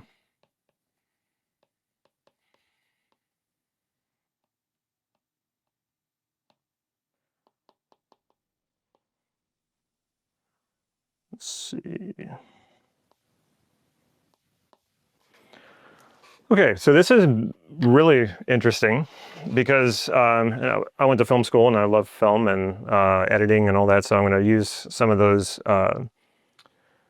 use that as a metaphor. I love biographies also, true stories. And let's say I watch a movie about someone's life, person who actually lived, and the life spans over, let's say, 80 years. The movie's not 80 years long. The movie's like 2 hours long, right? But the chunk size of time that's represented is an entire lifetime, 80 years, okay? So when you think of your examples of being this particular quality, most of your examples are probably going to be a very similar time frame or chunk size of time. So what is that? Is it a moment? Is it an hour? Is it a day? Now, in the previous video that I introduced the aspects of time in a much shorter video, I used the metaphor of a marathon. A marathon pretty much takes all day to run. So if you've run a marathon, and that's an example of something important, contributes to a quality that you value and that you believe about yourself, what chunk size of time do you use to represent that? Is it a moment, the moment you cross the finish line? Is it the last hour of the marathon, which is probably the most challenging? Or do you open up that time frame to include the entire marathon, which could have lasted 12 hours? Do you go even further than that and open it up to how long you trained for that marathon? You want to play around with this, because what you're going to find is it affects the meaning you make of this experience when you play around with the time frame. Now, most people I come across, and this was true for me too, most of the examples of me being any quality that I felt certain about were just a moment. Sort of the moment that you cross the finish line, the moment that you succeed, the moment that the trophy's put in your hand. And what I realized is I was missing a lot of information here that could contribute to me experiencing being this quality in a much, much stronger way. So all experience has a time frame to it. How much time is represented in it? Now, if we expand that time frame, let's say from a moment to an hour, you're letting in more information. Sometimes that more information is directly contributing to you feeling and being that quality. However, it might not. So the more we open that time frame, more and more and more, we're allowing more and more information in and it can get to a point where it dilutes it so much that it ceases to have the meaning that it originally had. So there's two extremes. It being just a moment, and that moment becomes very symbolic. It's usually the most symbolic part of the experience, because it doesn't have a lot of detail, a lot of information in it, but it represents that, sort of like a symbol or a metaphor. So like the moment you achieve something, it's the moment the trophy is put in your hand, that symbolizes like, okay, you achieved something big, you worked really hard for it. So all of that stuff is implied, but you're not accessing all of what happened. We open that time frame and we see maybe an hour that led up to that. Okay, now I've got more information that led directly up to this. Does that make this quality feel stronger or weaker or no different? In most cases for me, it made it feel stronger. So I opened it up to an hour and a half. Whoa, it just got even stronger. Okay. And then I would open up to 2 hours and then it would go, not really any different. And then if I open it up to 3, oftentimes it started to feel like the information that I was letting in was now starting to dilute the experience. So now it was no longer an experience that was very powerful and telling me that I am this quality that I value. So you're going to have to experiment with this. And here's the thing, different qualities are going to have different time frames that make them work. So for example, think about the quality of being spontaneous, and what would the chunk size of those time frames be? Probably very, very short, a moment. Compare that with the quality of being loyal. Your time frame is probably going to expand quite a bit, because how do we judge loyalty? Usually across time, like long spans of time. How do you know when you can trust someone, or how do you know that you've been loyal to someone? It's usually over a long span of time. So it's not to say that there's one time frame that works best for every quality and for every person. That's just not true. You have to find for yourself by testing this to experience it. And what's really interesting is you can take a very, very simple experience. I went to the store yesterday, and then I can ask myself, well, what does that mean to me? I just did something very functional. Maybe that's all it means. And so I can write that down. And then I can ask myself, how do I represent that memory? Do I represent it in a moment, or do I represent it in the entirety that it took me to go to the store, walk around, find what I needed, check out, and then leave? No, it's just a little moment. I see myself, and it's almost like a freeze frame of me standing in front of the store, walking into it. That's how I see it. So what happens when I start expanding that time frame more and more? The experience, the meaning of the experience starts to feel different. I start thinking about somebody I know who works at that store, and that brings in a certain feeling.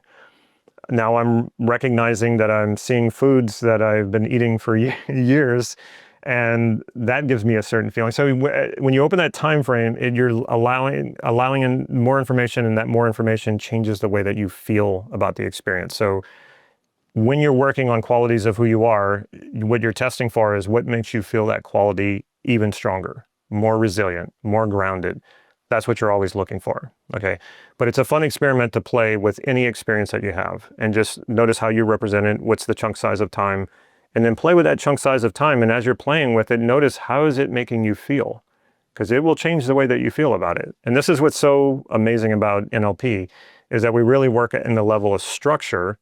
We don't try to change feelings directly. We work at the level of structure because it's the structure that tells you what to feel.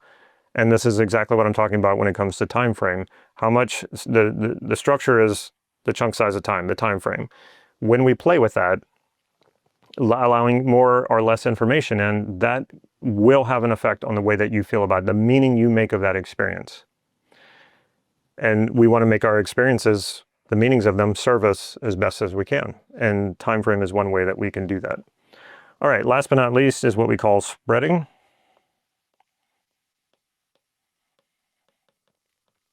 And this is how we spread meanings across time. So I can have 1 or 2 bad things happen in a day, and then I call it a bad day. And out of that 24 hours, there probably was nothing else bad that happened. It was just 2 things that might have taken up maybe 2 hours of 24 hours. But those 2 hours, the meaning that I'm making of that, I spread across 24 hours. I can do the exact opposite too. 1 or 2 good things can happen in a day, and I can spread that meaning across the entire day. And we do this for like even a week. Oh, it was a bad week. Okay, well, what was really bad? If you really focus on that, what you're going to see is there was probably 1 or 2 bad things that happened, and then you spread that across an entire week.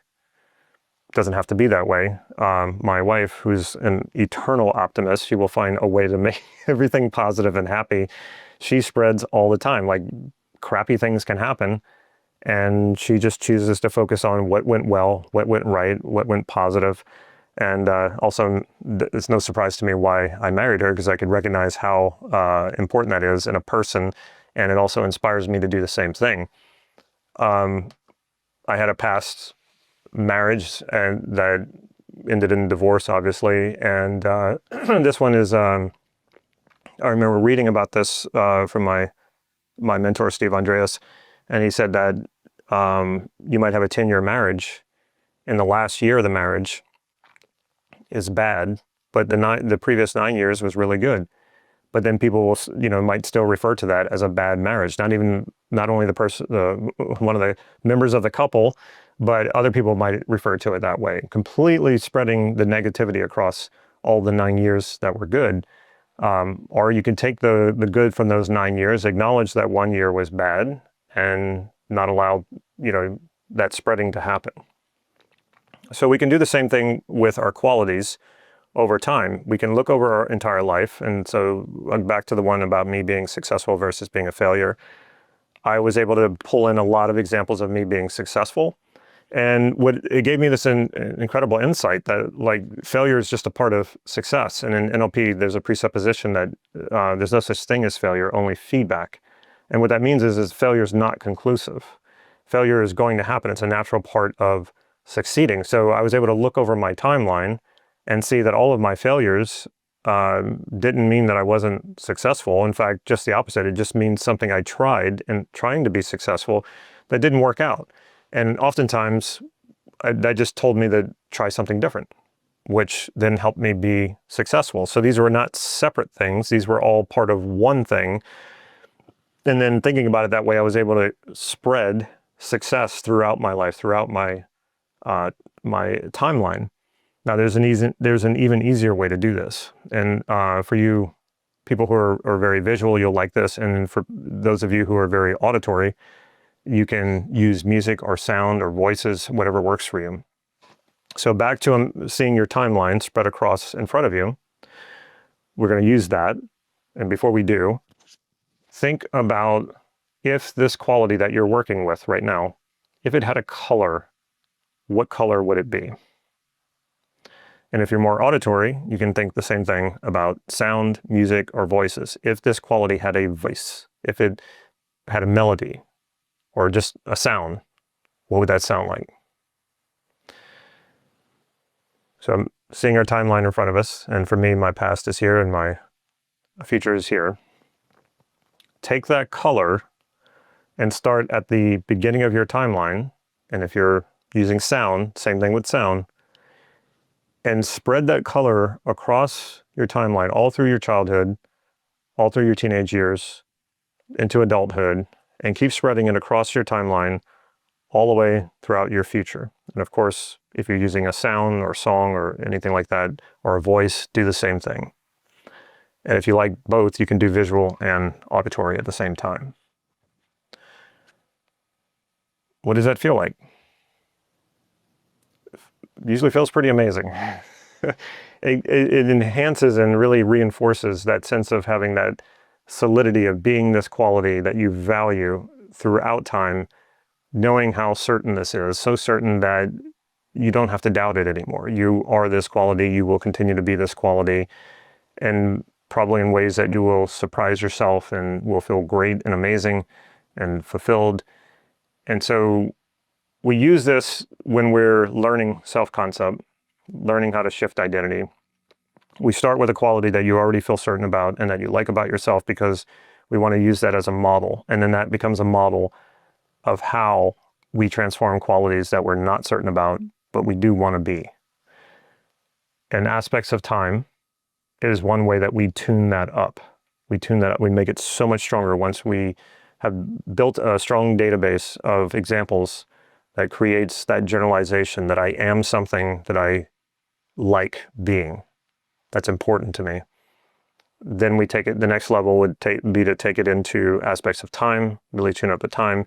And then there's another set of aspects called aspects of content. If you want me to make a video about that, I'd be happy to. It's another piece to the self-concept model.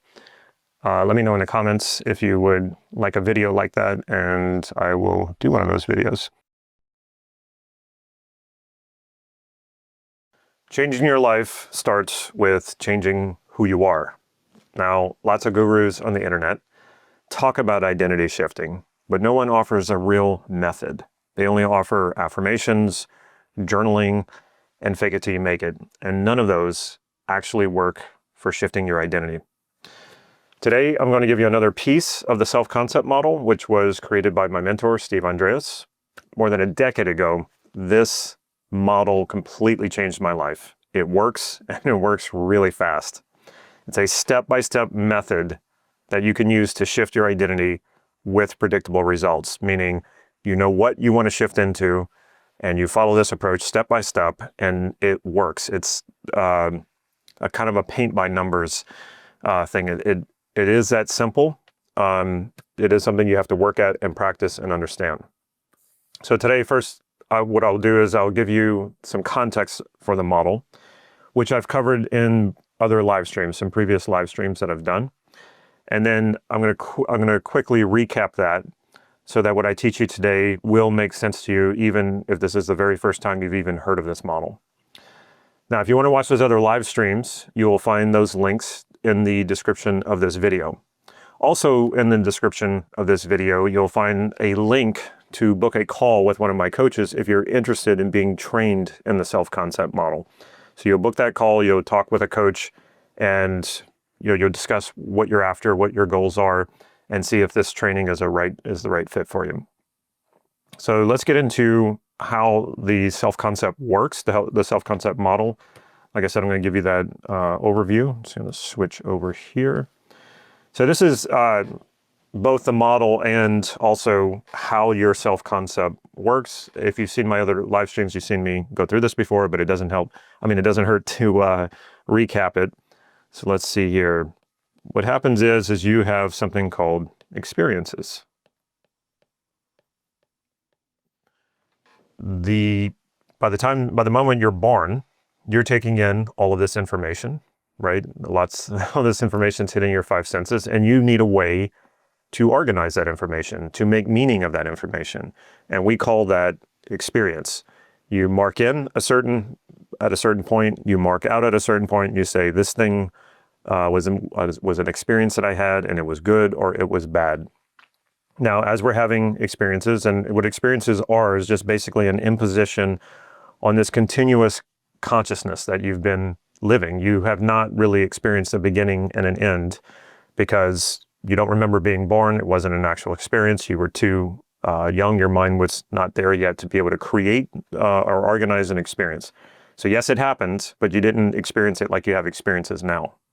And then as you started to grow and your mind matured and you started to be able to organize these experiences better, and these are what turn into your beliefs. When those experiences that have something to do with you, or you're connected to those experiences, this is what starts to develop your sense of self. So you have experiences, and as you select and collect these experiences, and you are making experiences about self, someone is calling you, in my case, Damon, they're calling me this Damon word. Okay, I guess that means that's me. And then when my name gets connected to certain experiences, or the experiences that I'm having seem to fit with, there's a strong connection between me and that experience, we start to cultivate beliefs about who we are. And these beliefs I'm going to refer to as qualities. In this case, qualities would be defined as generalizations about aspects of who you are. You could, in the most general terms, you could say you're a good person or you're a bad person. So that doesn't tell us a lot, right? It's very, very general. But if I said, you're a kind person, or you're a happy person, a joyful person, a determined person, a passionate person, these are all qualities. Now, we believe these things about ourselves, or we don't. We might believe the opposite, like I'm unintelligent, or I'm not passionate, or I'm weak. We have all these negative beliefs that we have about ourselves. And when I refer to qualities, I'm basically referring to the same thing. They're not positive or negative, even though quality has a positive connotation. In this case, it's just a generalization about an aspect of who you are, positive or negative. Now, that is from selecting and collecting a bunch of experiences. As those experiences start to generalize, they generalize into beliefs. I'm going to use the word generalization, belief, and categorization interchangeably. So qualities are a way of you categorizing yourself, your beliefs about yourself. Now, as we generalize all of these qualities together, you get self-concept, also known as identity. And by the way, these are what we call logical levels in NLP, often confused with Robert Dilts's neurological levels. They are not the same thing. This is logical levels, and you will find logical levels as one of the universal structures in NLP. And the reason why it's a universal structure in NLP, because it's a universal structure in your lived experiences, your subjective experience. We categorize things and we generalize things. As we go up and make broader and broader generalizations, we overlook the differences of the categories, and they're more inclusive. As we go down the logical levels, they become more exclusive, we become more specific. And you'll see this working in this logical levels model that I'm giving you right here. So you have experiences at a higher logical level. They generalize to qualities about who you are. You generalize all those qualities together, and that is your felt sense of self, your self-concept, your identity, who you believe you are. Now, if you like that, if you like who you are, then you get self-esteem. You feel good about yourself.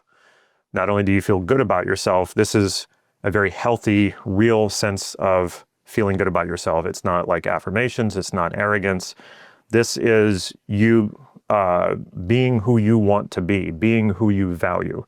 So when your behavior aligns with your values, you get self-esteem. But that could be very temporary because it might not have a belief to hold it in place. So I can say, I don't believe I'm a kind person. I value kindness, but I don't believe I am. My self-esteem is going to be low, right? If I do something kind and I know that I did something kind, I will temporarily feel good about myself. But the moment I'm not actually doing that, it defaults to the belief I'm not a kind person. So then I default to feeling bad about myself. So this goes in a lot of different directions. If I value success, but I feel like a failure, I'm going to feel bad about myself. I'm not going to do very much because I'm not going to be very confident that I can. I believe that I'm always going to fail. So why would I even try? If I transform that belief from being a failure to being a success, and I have a healthy definition of what success means, and I believe that, then I'm not afraid to try. I'm not afraid to fail. I'm going to get out there because I know it's just a matter of time before I succeed. I know that I need to fail a number of times before I actually am going to have that success. Failure is a part of success, so I'm not afraid of it. I'm very confident. I believe I'm a successful person, so I feel good about myself and I feel confident about that. So where we do the work at in the self-concept model is here. So what you're getting a lot of from other so-called gurus about identity shifting is they're trying to work at the level of self-esteem. That's like your affirmations. I'm just going to go directly to it. I'm just going to try to make myself feel good about myself, even though I don't believe it. This creates a lot of internal friction and internal conflicts and a lot of problems. You cannot go to the tip of the iceberg and try to change the direction of the iceberg by pushing on the tip. That's what people are trying to do here when they try to go directly at self-esteem. It does not work because you've got all of this happening over here. And if you don't address that, you cannot force yourself to feel good about yourself. You can try to delude yourself into doing that, but you're going to create more problems than you solve. Now, a lot of people are trying to go here. They just go, I'm just going to change myself. I'm just going to journal and I'm going to get clear about who I want to be. And then I'm just going to go out there and be that person. You've tried this, I'm sure, before. And within a week or two, you're just kind of default right back to who you didn't want to be anymore or whatever, however you decided that. And the reason for that is that because it's all held in place by your beliefs about who you are. And you can try to act against those, but when that happens, you get what we call cognitive dissonance. And this doesn't feel good. You are acting out of alignment with who you believe you are. And even when you act out of alignment with who you believe you are, and that belief is negative, it still feels like a disconnection and it feels confusing and chaotic. And this is why we will align with our negative beliefs even if they're not serving us. Because to not do that feels so chaotic and confusing, and the sense of not knowing who you are is so scary that we would rather just default to the familiar beliefs of who we are, even if they're negative and very limiting. All right, so that's how the model works. Here's where we do the work. And in order to do this work, and I'll swing back around and mention this, is we identify a quality that you feel very certain about yourself and that you like about yourself already. So you'll see this theme throughout NLP, and that's modeling. And that is to take something that's already working. And this is another presupposition of NLP, that most of you is already working just fine, okay? You're not broken, and sure, you have some problems you want to fix, great, but most of you is working just fine. Let's look at what is working, let's model that, and then map that model over, that structure, to the parts in your life and who you are that you're not happy with and that's not working. And so we give it a better model, a better organization to generate that. So what we do in the self-concept model is we find, well, what's a quality that you already feel certain about, that you already like about yourself? And then we go into modeling the structure of that. And once we have that structure, then we know how you create structurally a belief about yourself that you like and that you feel certain about. It's that structure that makes you feel certain about it. It's organizing all of the information of your memories, your internal representations into that structure that makes it feel certain, so that that's the information you're unconsciously bouncing off of 24/7. So how do we do that modeling? Well, there is what I covered on these other live streams. Like I said, you'll see there's something called process elements.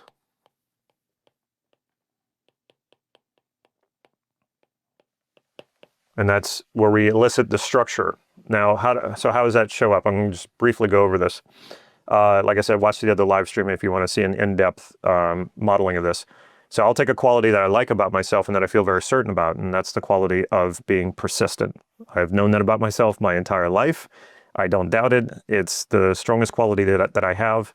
Now, that doesn't mean it's perfect. That doesn't mean that sometimes, I know I can acknowledge that I quit things. That's not, we're not looking for purity, okay? Nothing's going to be pure. But I know this quality about myself. So I started asking questions like, well, how do I know this about myself? And this is where we begin the modeling. Well, I have examples in my life of being very persistent. Okay, as I'm thinking about it, how many of these examples come up? A bunch start to come up. I have I can't, I can think throughout my entire life. I have an unlimited supply of examples that keep popping up. Now, sometimes for people, they might know that they have a lot of examples, but they only like 10 pop up or 5 pop up, and that's fine. That's where we're getting started, right? So I've been doing this work long enough that I know like these examples start popping up a lot, and you can even see me gesturing here. Because so the first piece is how many examples show up. How many examples does it take for you to feel certain about something, a belief about who you are? And then where are they popping up in our personal space? And this is where we really get into the fun stuff of NLP. Well, there are movies that pop up right here on my left, and they're about the size of my hand, okay? And we all do this. Even if you're very auditory, the sounds or the voices there are showing up. They have a location, okay? So we find the location. And so we have examples, we have location, and then how do I access those examples? Do I access them all at once, or do I access them one at a time? And for me, it's one at a time. I go through them one at a time like this. I see movies of times in my life when I was very persistent. Now I can get into more of the details, but again, I've already covered this. It's in a different live stream. This is the beginning of modeling that quality about you that feels very certain and that you like about yourself. And when you're done with the process elements, you have a full template of the structure for what creates a belief about yourself that feels very certain. And this is awesome. This is where NLP becomes so much more powerful than any of the other stuff out there, because we have that structure, and all we need to do is map the other information, your other experiences into this structure, and then it will feel very certain and solid. The other piece to this is what we call aspects of time. And the reason why this one's really important is because time is one of the dimensions in which we process reality. So time and space. And your self-concept, your sense of self, your identity, is the only generalization you have or that you make that transcends time and space. So when you make a change in your identity, it generalizes wildly and widely and throughout your entire life, okay? So aspects of time, we want to go through and understand time, because your sense of self has continuity to it. That's what makes it so strong. That's what makes it so powerful. And that's what I mean by it transcends time and space. It doesn't matter where you go, you still feel like you. It doesn't matter where in your life you are. You will refer to yourself in the past as I, not he or she. And into the future, as you project yourself into the future, your future plans, you say, I will.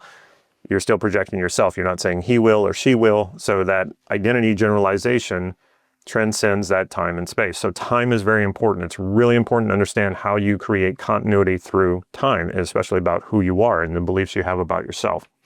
And then we get to aspects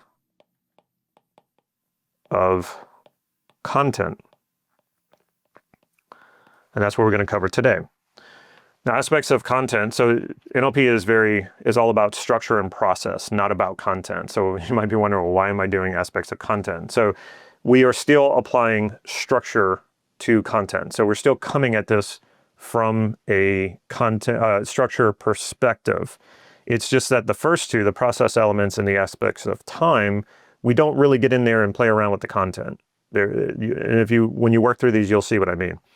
When we get to the aspects of content, that's when we actually start to dig in and start to play with the content, which not only is very powerful, but it's actually a lot of fun.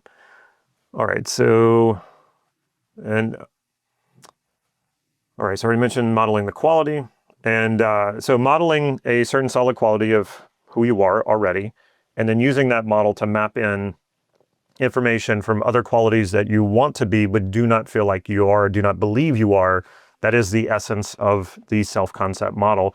And you're also, like I said, you're going to see this as a theme throughout any NLP, that NLP is really essentially about modeling. It's about modeling what works in yourself, or modeling what works well in someone else who's very successful at something that you want to be successful at, extracting that model, pure structure, no content, and then mapping in your own content, and then seeing if that structure does it for you. Does that structure solve the problem? Does it make everything clear for you to go after what you want and accomplish it and create it?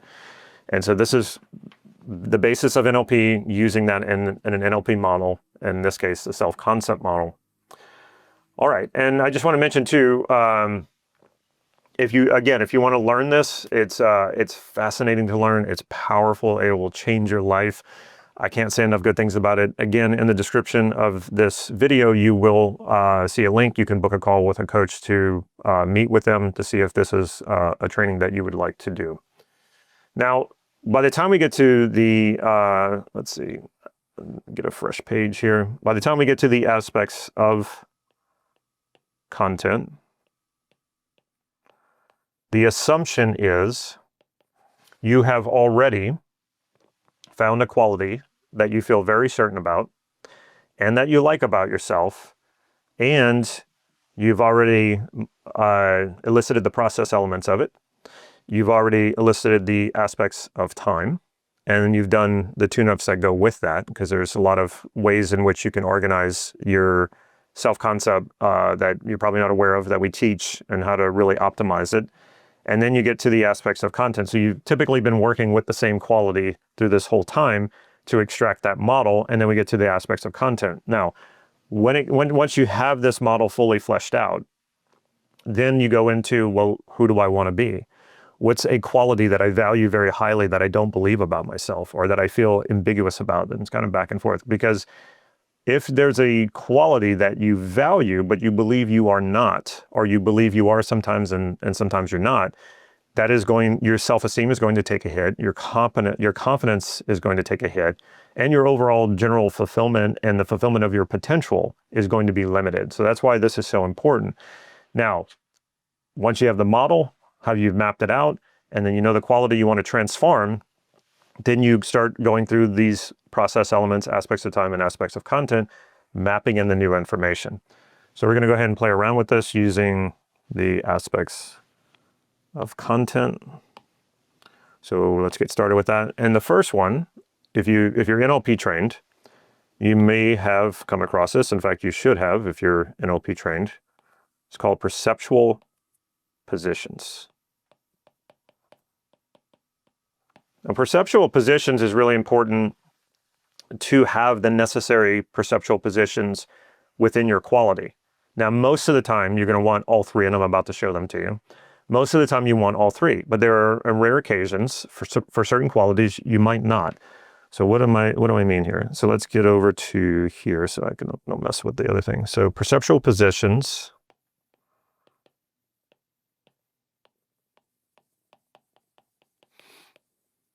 So you'll take an example in your quality that you're working with. So let's say I'm working with my quality of persistence. I want to understand it better.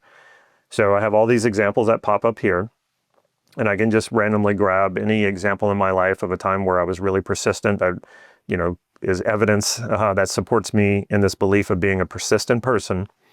And I can grab one that involves one or more other people. This doesn't really work so well if you're alone. If in the example, then the memory, you were just by yourself, which, you can be persistent just on your own. What this one does is it requires that there's at least one other person and possibly more. So let's say I worked on something with someone else and I was very persistent in doing that. So first of all, I'm disassociated, meaning I see myself in my memories first. So I see a movie of myself in this example of doing whatever it was that I call persistent. And I see that and I go, yep, that's me being persistent. Okay. Now we get into aspects of content and we start with perceptual positions. We go much deeper into the content here. So what I'll do is I'll associate into it, and we call this first position. I'm going to associate into this memory, meaning I'm going to drop into it as if I'm there again, reliving this whole thing. This is what we call associated. Now, some people are already there. Some people are naturally associated into all of their examples already. That's nothing wrong with that. It's just some people do things differently. For me, I'm usually disassociated, and then if I choose, I can associate. And if you're doing this exercise, you might go, well, I'm already associated. That's great. You want to be fully associated. Sometimes people are associated and they just see a point of view perspective of what's happening. Fully associated is you're back in the memory. And if I look to the left or to the right, I would see whatever I would see if I was actually reliving this completely. And then of course, I see this other person. So we'll say, here's me, and here's the other person. And we will call this second position. So I drop into the memory. I'm fully associated. That puts me in what we call first position. It's like first person perspective. It's like in a story, this would be, the story is told from the person who's living it, not an outside narrator and not another player in the story. So I associate in, I kind of soak up all of this information that's going on, and then I can do something else. I go second position, and that means I float up out of my body and I float into the other person's body and I become that person.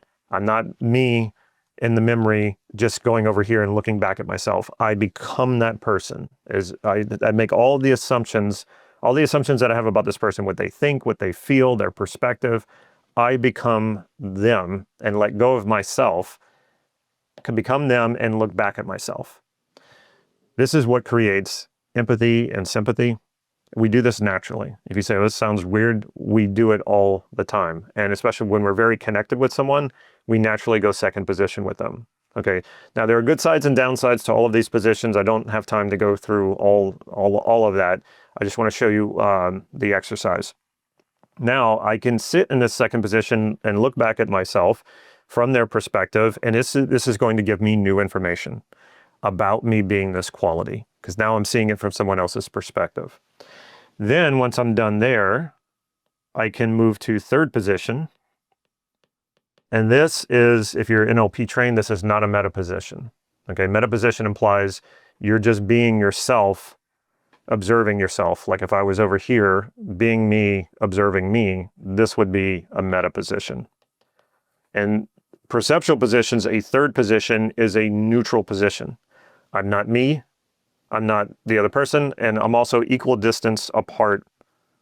Everyone's equal distance apart. Because if you do this and you're not equal distance apart, you will tend to feel biased towards the person you're closest to. So you want to make sure that you're maintaining equal distance when you're doing this exercise, and you're the same height as everyone. Because if you're lower, you're going to feel inferior. If you're higher, you're going to feel superior. We don't want that. So I get into a third position. I'm completely neutral. I can't read the thoughts or the feelings of these other two people. And I just observe and I listen and I gather up this information.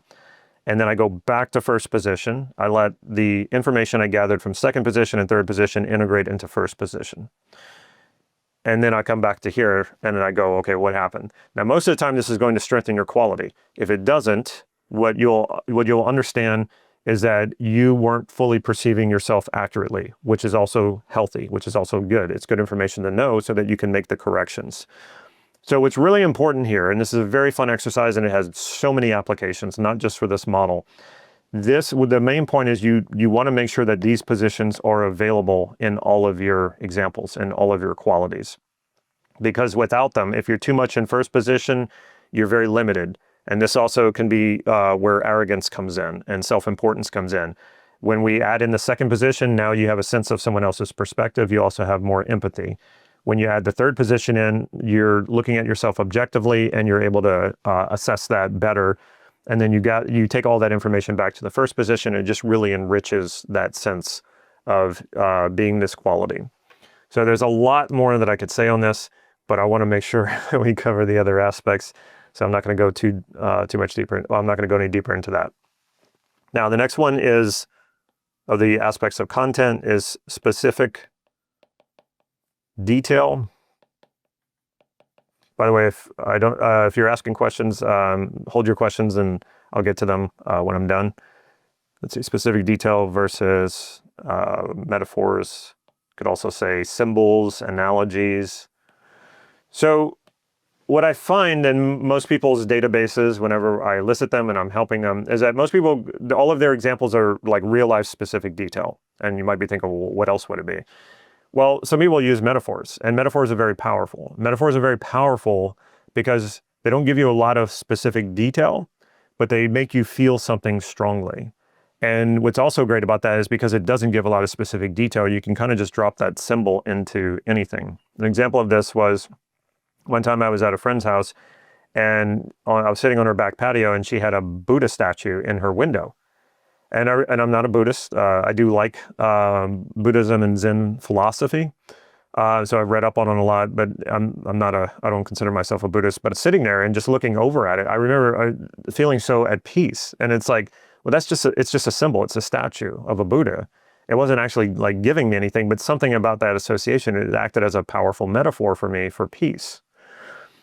It didn't tell me how to be peaceful. There was no specific details about it, but it symbolized that, so it made me feel it. So what you want to do is you want to find out, well, what is a symbol or a metaphor for your quality? And for me, persistence, when I thought about this, because all of my examples are real life details and sometimes you'll meet people, they're just the opposite. Everything is a symbol, everything is a metaphor in their experience. And these people don't get on in the world very well because they feel things very strongly, but they don't have an understanding of like, well, what do you have to actually do to make that happen? Because they don't have the details. So you don't want to be all one or the other. You want both. You want a balance of specific details in your database. You also want some powerful metaphors that really symbolize that quality for you. And what's even better about that is it makes it much easier to take that quality into any area of your life, into any context, because it doesn't need the specific details. It just brings the meaning for you.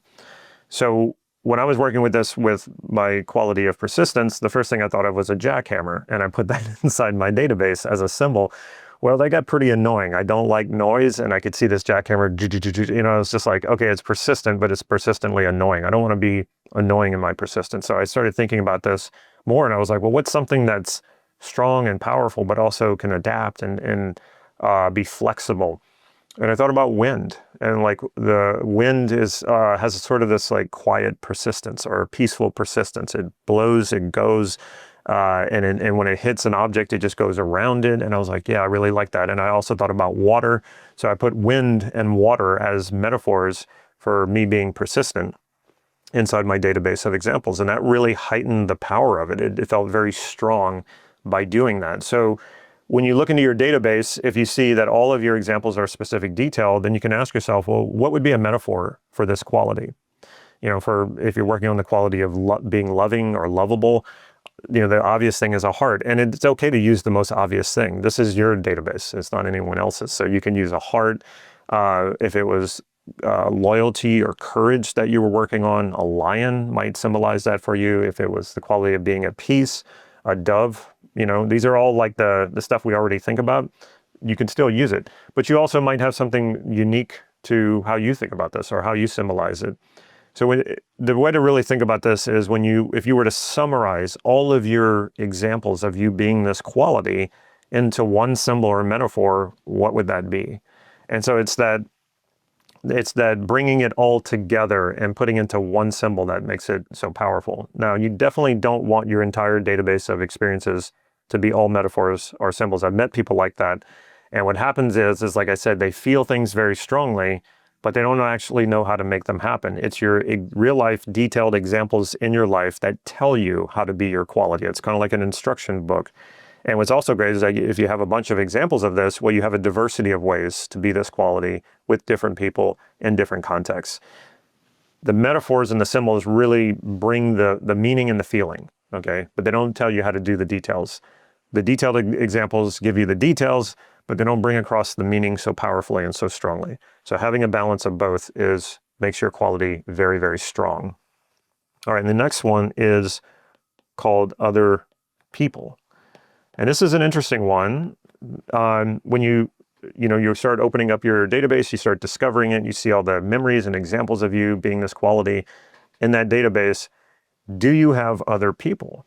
Now, at first, when I was working with this, I was like, well, no, I don't. And the more I started working with it, I was like, oh, no, actually, I do. When we have role models, there's people we admire, people we look up to, people who possess maybe a quality or multiple qualities we want to be like, we kind of hold them up as a model. And this starts very young in life. It starts with your parents. Before you're a teenager, you think your parents are the most amazing people.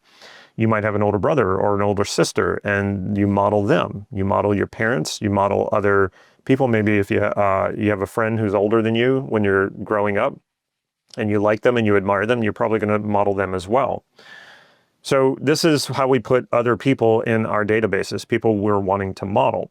Now, the funniest one that occurred to me, and I didn't know NLP at the time when my kids were born, but you've probably heard this as well, When you have kids, you become your parents, even though you might have thought, like, the last thing I want to do is be my parents or raise my kids like my parents. And I thought the same thing too. And then I have kids and suddenly I'm repeating the exact phrases they used to say to me. And I'm catching myself thinking, what is going on here? Well, that's because when you don't have maybe as much experience or many examples to tell you how to do something, you're going to reach for the next closest thing. In this case, parenting was new to me. Didn't really have that many examples of being a parent, so I reached for the next closest thing, my parents. So I kind of went second position with them, modeling them, and started acting and even speaking like them.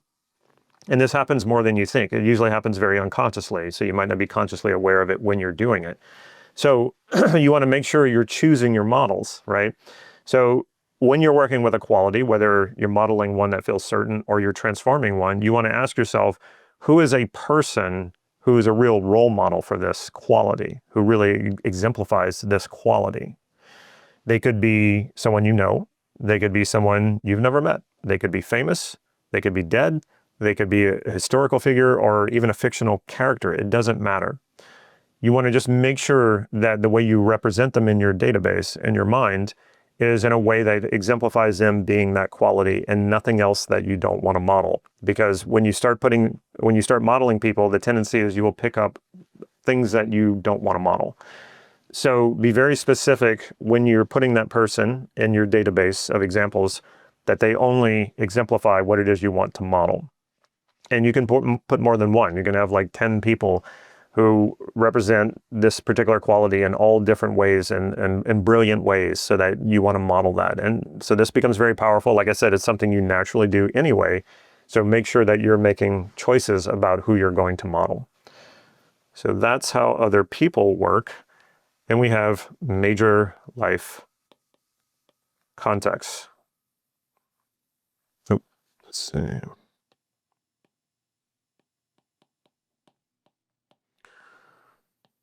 So this basically means if you take your life and you were to divide it into three to five major life contexts, no more than 5, no fewer than 3, examples would be career, marriage, social life, hobby, health. You know, these might be 5 areas that to you make sense that that's how you see your life if you were to divide them into 5 contexts.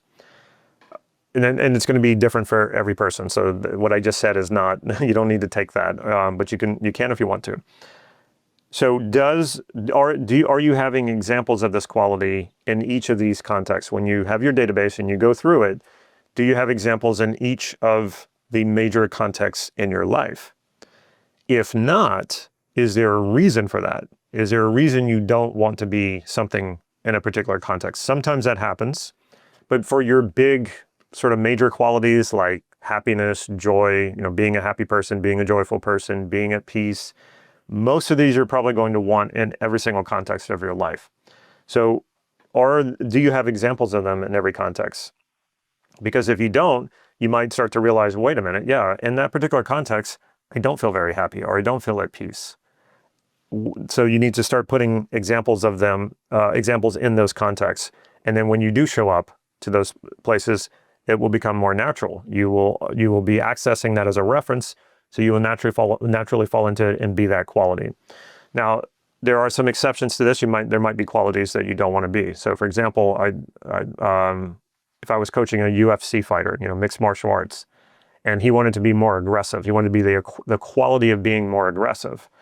Well, he would probably only want that in the ring, right? He wouldn't want that in his marriage. He wouldn't want that as a parent. He wouldn't want that in his social life.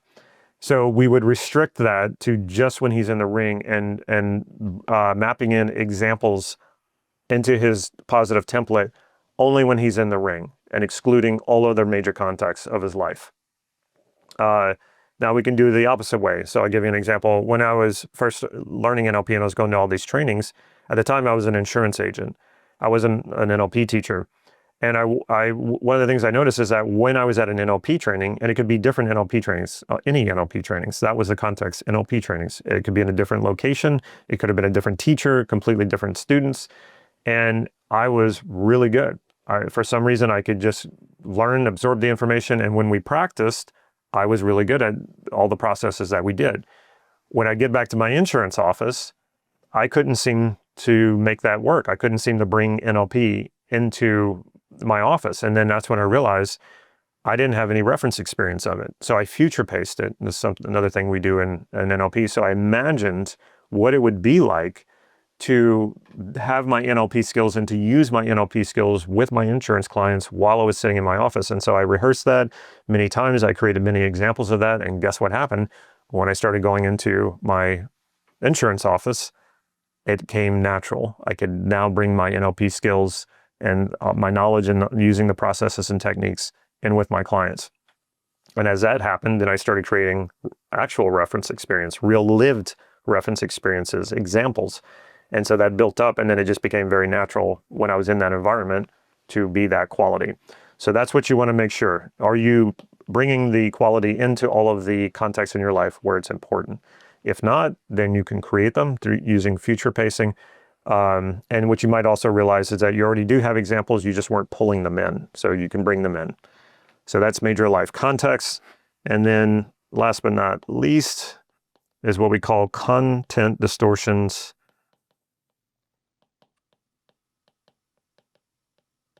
and biases. I got to be really careful when I teach this because this sounds like it has a negative connotation, content distortions and biases.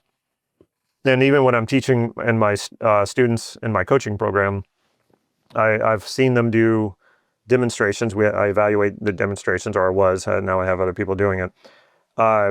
And they would think that distortions and biases were bad. So they were trying to help the client get rid of them. It was like, what are you doing? Like, we are always going to have distortions and biases in our internal representations. Like that, it's impossible not to have that. It's like saying a map having a distortion or a bias in a map is a bad thing. And it's like, well, no, that's why you have the map, right? The map is not there to recreate the territory. The map has a bias of getting you from point A to point B. So what does it do? It leaves out all of the unnecessary information, right? So for example, if you were using a map, and I'm going to use the analogy of a paper map, I know that it's completely antiquated and outdated, but if I had a paper map and the map showed me, okay, all of the necessary turns, the landmarks that I will see so that I'll know I'm in the right place, and it has only that, nothing that, and only that. I've got a very good map. It's accurate, and it tells me only what I need to know to get there, and it doesn't add in any other information that might confuse me, that's not going to help me get there. So that's what we're looking to do, you know, and in that sense, the map is biased. The map is biased in getting me where I want to go, and it distorts from the actual territory to get me where I want to go. Well, let's say if we tried to get rid of the bias, we tried to get rid of the distortion. Well, I don't really have a map of where to go because we've eliminated all that. We've completely recreated the territory. So every blade of grass, every grain of dirt, every tree, everything is there. And now I'm just as lost as if, you know, I didn't have a map and I'm looking at the actual territory. I don't know where to go, right? So that's what your representations are. They're maps. So it's okay to delete and distort information. It's okay to have a bias as long as it's serving you. In fact, you're going to have a bias. There's no getting rid of the bias, okay? So all of your representations are going to have distortions and biases, and they're going to have deletions, meaning you delete out information. Is what you currently have serving you and being this quality? That's the question. So what kind of distortions, biases are you talking about, Damon? So when you think about your examples that support you in being this quality, and let's say that there's other people in the example, are you shorter than everyone else? Or are you taller than everyone else? Or are you the same height? What's better for you? Okay, so putting yourself as superior, you know, taller than everyone else might make you feel better, but people are not going to like you that much, because who likes that? Who likes being treated like they're inferior to you? Like, nobody's going to like that. So this is going to create a problem in relationships. You're not going to connect with people very well. Well, what if you then make yourself shorter than everyone else? And a lot of people do actually do this. Their examples they're shorter than everyone else. How do you think that makes you feel? How do you think that type of distortion, how do you think that affects you? Not very well. It makes you feel literally small. It makes you feel inferior. You don't want that either. So what's the answer here? Well, to put yourself as the same height. Now you might say, well, that's not the truth. I might actually be shorter or taller than that person. Yes, that might actually be true, but does that serve you? Or does putting yourself at the same height as everyone else, feeling equal and connected with everyone, that probably serves you much better. An example of this is my wife. She's very short. My business partner, he's very tall. I'm in the middle. And so when my wife is now learning this model, and when I asked her, I said, when in your examples, in your memories, where we're all three together, my business partner and me and her, are you taller than everyone else, shorter than everyone else, or the same height as everyone else? And she had to think about it for a while, and she said, I'm the same height as everyone, which is inaccurate structurally, right? It's a distortion, and it made absolute sense to me, because when she's in the presence of everyone, she acts just like she's equal to everyone. She doesn't act inferior. She doesn't act superior, and that's because she sees herself on the level with everyone else. So think about that. How might that affect how you're showing up day to day? If the examples of inequality, any examples that you're referencing, you're smaller than everyone else, or you're taller than everyone else, that's probably going to create problems. So there's a lot more of these. There's like having information there that doesn't matter. And if you can delete out that information, it zeroes your attention onto what it is you did that you liked and that you want to do more of. So you can just get rid of information that is not really serving any purpose. So there's a lot of these distortions and biases. You can really explore this a lot and for a long time, and make it a regular practice just on this. So all of this is about tuning up, adding information, maybe taking information away, tuning up a part of a quality that you want to feel more certain about, or fully transform into being that quality when you started out feeling like you're not that quality.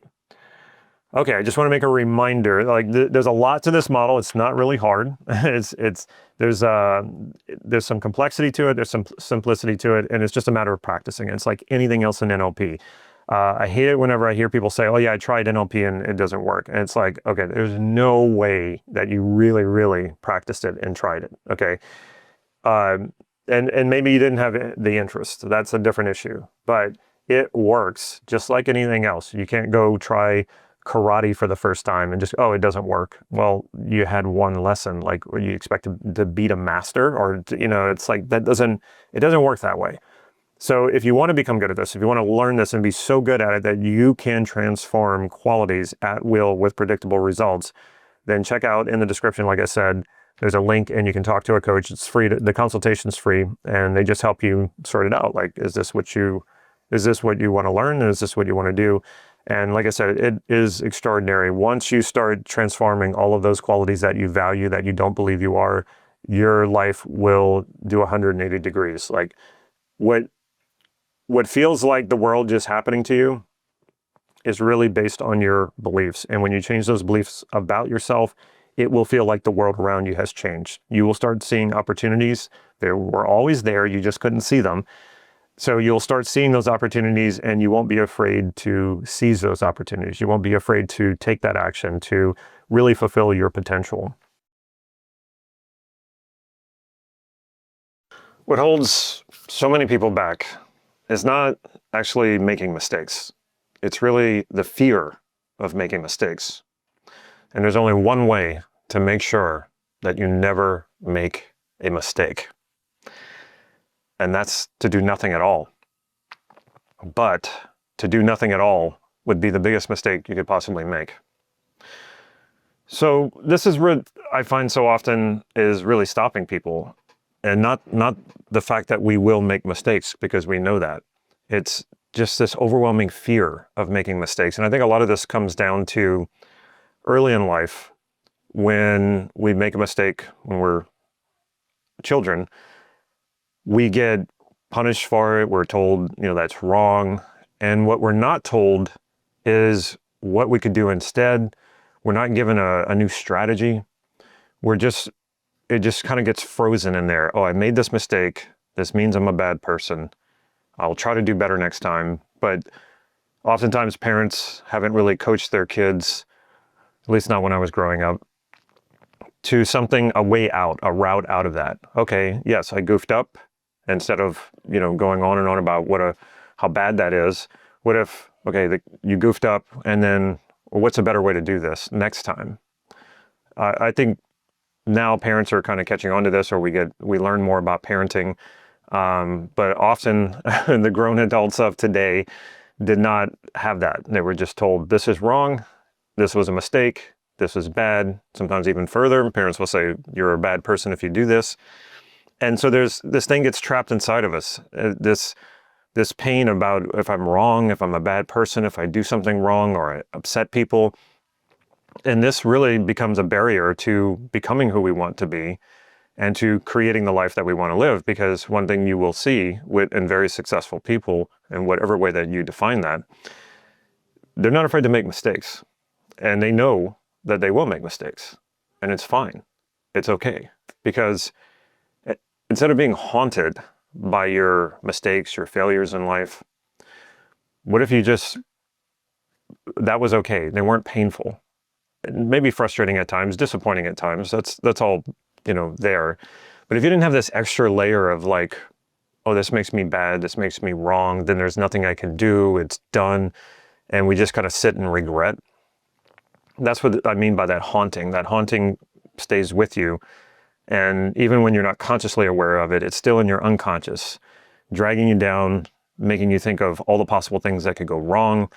And we just get paralyzed. We don't do anything as a result of that. So that was me. Definitely that was me like 10 years ago.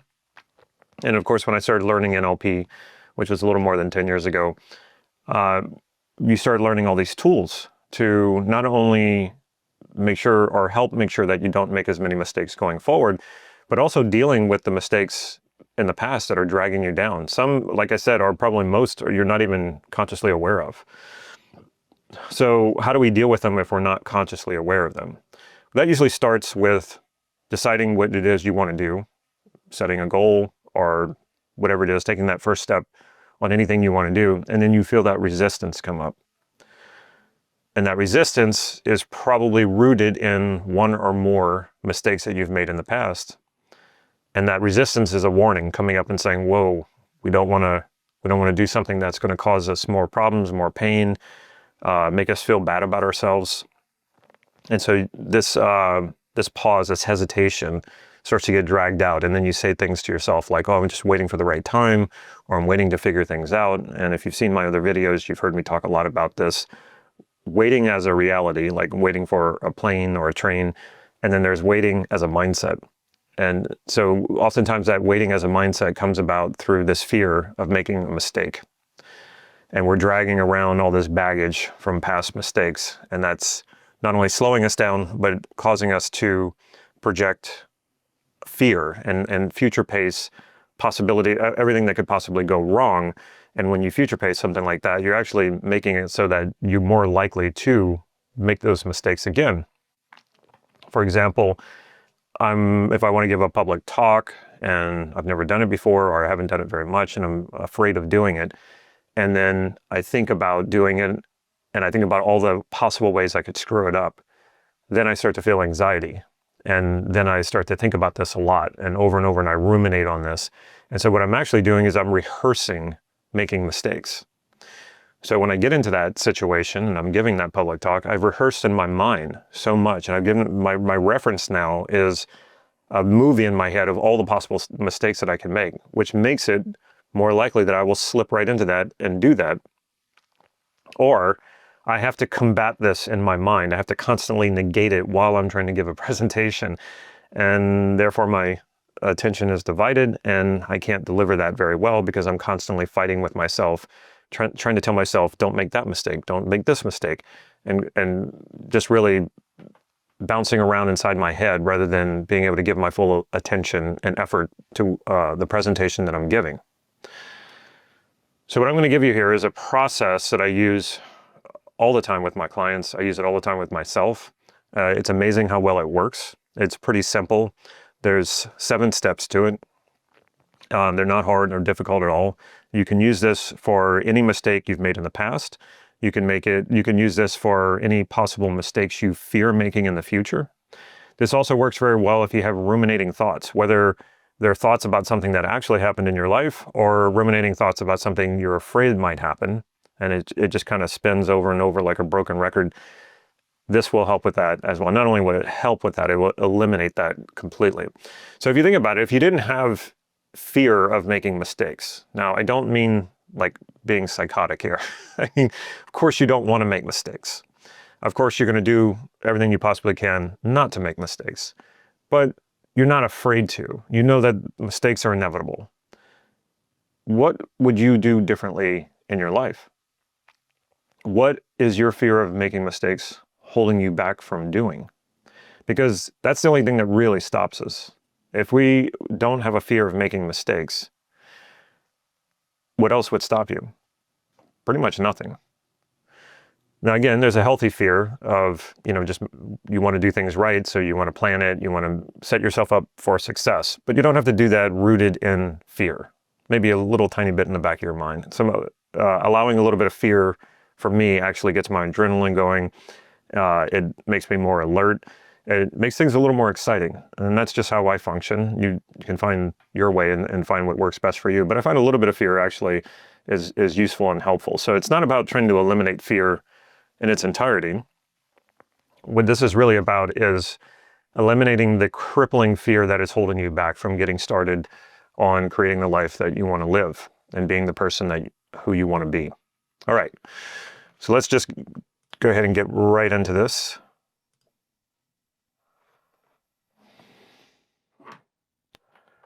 And I will be answering questions a little bit later.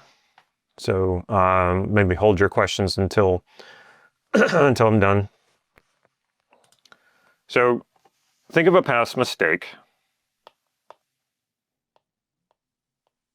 It's probably going to be the easiest way to do this. And if this is your first time, maybe not take a level 10 mistake, like the worst mistake you've ever made in your life. I wouldn't start with that one. Make this easier on yourself. So maybe just a simple mistake that you haven't forgotten, pops up in your head from time to time, and you never quite have resolved it. It's still just kind of hanging out there. So I hear people say all the time, like, oh, I've learned from my mistakes and I've moved on. And very rarely is that actually true. A lot of times these things are still hanging out, and I can explain why that is happening, because there is a reason for that. And that is that one of the things that gets lost in understanding a mistake and transforming it into something useful is we're often trying to get away from it so much that we completely forget that we actually had a positive intention in that situation. There was a positive intention there, okay? And it went unfulfilled. This is so important. This is like one of the things that NLP, Neuro Linguistic Programming, is so good at, going to that deeper positive intention. I don't really see this in other therapy modalities, that everything comes from a positive intention. Even your mistakes, even your worst behavior, at its core, at its origin, had a positive intention. Meaning you wanted to do something there was a value that you wanted to fulfill. That's what I mean by positive. Now, it could have come out in a negative way, because there's definitely negative behavior. So if you get down to the core of it, you think about what it is that you did. What was your positive intention behind that went unfulfilled? So a lot of times when I'm working with people and say they have a counterexample we're working with to a quality that they want to be. It could be happy, it could be successful, any of these things. And let's say we find a counterexample, and it's a counterexample meaning they were doing something that annoyed people, and then those people got angry at them, and then therefore they were unhappy or disconnected. When I ask them, like, well, what was the positive intention of what you were trying to do? And they'll often say things like, well, I wanted their attention. And I have family members like this. They want attention so bad that negative attention is better than no attention at all. And so they would do things to upset people, to get their attention, and then realize, that's not really what I wanted though. And if we go deeper to the deeper intention, we can maybe start with they wanted attention. That was their positive intention. If you go further, a lot of times attention is connected to things like love and connection. And that's what they really wanted. It wasn't just the attention. That was what they were conscious of. They were consciously aware that they wanted attention from these people. But if you go even deeper, what they really wanted, to get, sure, to get their attention, but to go deeper than that, maybe to be accepted, maybe to be connected, maybe love. So we can go deeper and find that there was much more going on here than you probably realized when it came to this mistake that you made. I'll use a personal experience. At one time, this is years ago, I was out with my kids in Davenport. It's a beach not far from where I live. And there's a lot of cliffs and it's really beautiful. And my kids were playing around and I was taking pictures and taking some video. And there's a little valley between these two rocks where the water would rush in and the water would rush out. And my kids were getting on it close to that. And I thought, after a while, I realized they were probably a little too close, just a little too close for comfort. And of course, I wouldn't want them to fall into that. And if they did, I don't know what I would do because that water would come rushing in and rushing out. And it was a bunch of rocks and kind of scary looking if you think about falling into it. And I finally said, hey, guys, come back over here, move over here. So I did the right thing. But after, in retrospect, I thought I did the right thing, but too late. Or I should have been more attentive. I should have done something about this. And I started having these ruminating thoughts of one of my kids falling into that crevice and being washed out into the ocean. And this was terrifying to me. And the movie kept playing in my head over and over again. And to the point where I was starting to become rather traumatized. And this is how this often happens. We traumatize ourselves with our own thoughts and not even something that actually happened, but something we fear could happen. And I did this enough to myself to where I started to really kind of panic and feel really bad about myself. And I thought, wait a minute. And this was pretty early in my NLP journey. I said, I have tools for this. And so I started working on applying what I'm going to show you here. And it totally went away. And it does not traumatize me anymore. And not only that, it gives me a way of understanding what I want to do in the future if I'm ever in a situation like that again. So what completely got glossed over in this situation was my positive intention. What was I doing out there? Well, I was taking in the beauty of the place, having a good time with my kids, and taking video and taking pictures. So my positive intention was really to just enjoy myself. So nothing wrong with that. So when you think of the mistake that you made, and we're oftentimes blinded by that, that's the only thing we put our attention on, shift your attention to, well, what was your positive intention? And whatever that was. It doesn't have to be directly related to the mistake. It could have been something else. And sometimes when we make a mistake or something very jarring happens, like you feel like you're doing the right thing, you're going about your business, and then someone freaks out on you and somebody, starts yelling at you and saying what a terrible person you are. And this comes out of the blue because you didn't do anything specifically to harm that person, but maybe there was something that you neglected or that you did, and it wasn't really about them, but they took offense to it, and now you're kind of freaked out because they're freaking out, and you never really got back to, well, wait a minute, what was I really doing, and what was my positive intention at that time, which may or may not be related at all to whatever negative thing happened that you're thinking of as a mistake. So what was your positive intention? Important to understand this. So positive intention, and the word for positive intention is value. You were trying to fulfill a value, right? Even if you were just relaxing or if you were at work and you were trying to get something done, what were you wanting to do? What was that positive intention? So we want to get to the level of a value. So you might say something like, well, my positive intention was to get my work done. Yes, let's go a little deeper. Okay, if you could have gotten the work done, what would that have done for you? So we want to go to a higher level. We want to go to that level of an ideal or a value. And a value is a generalization about an experience that is important to you. So they're rather vague. They're not the specific actions you were trying to do.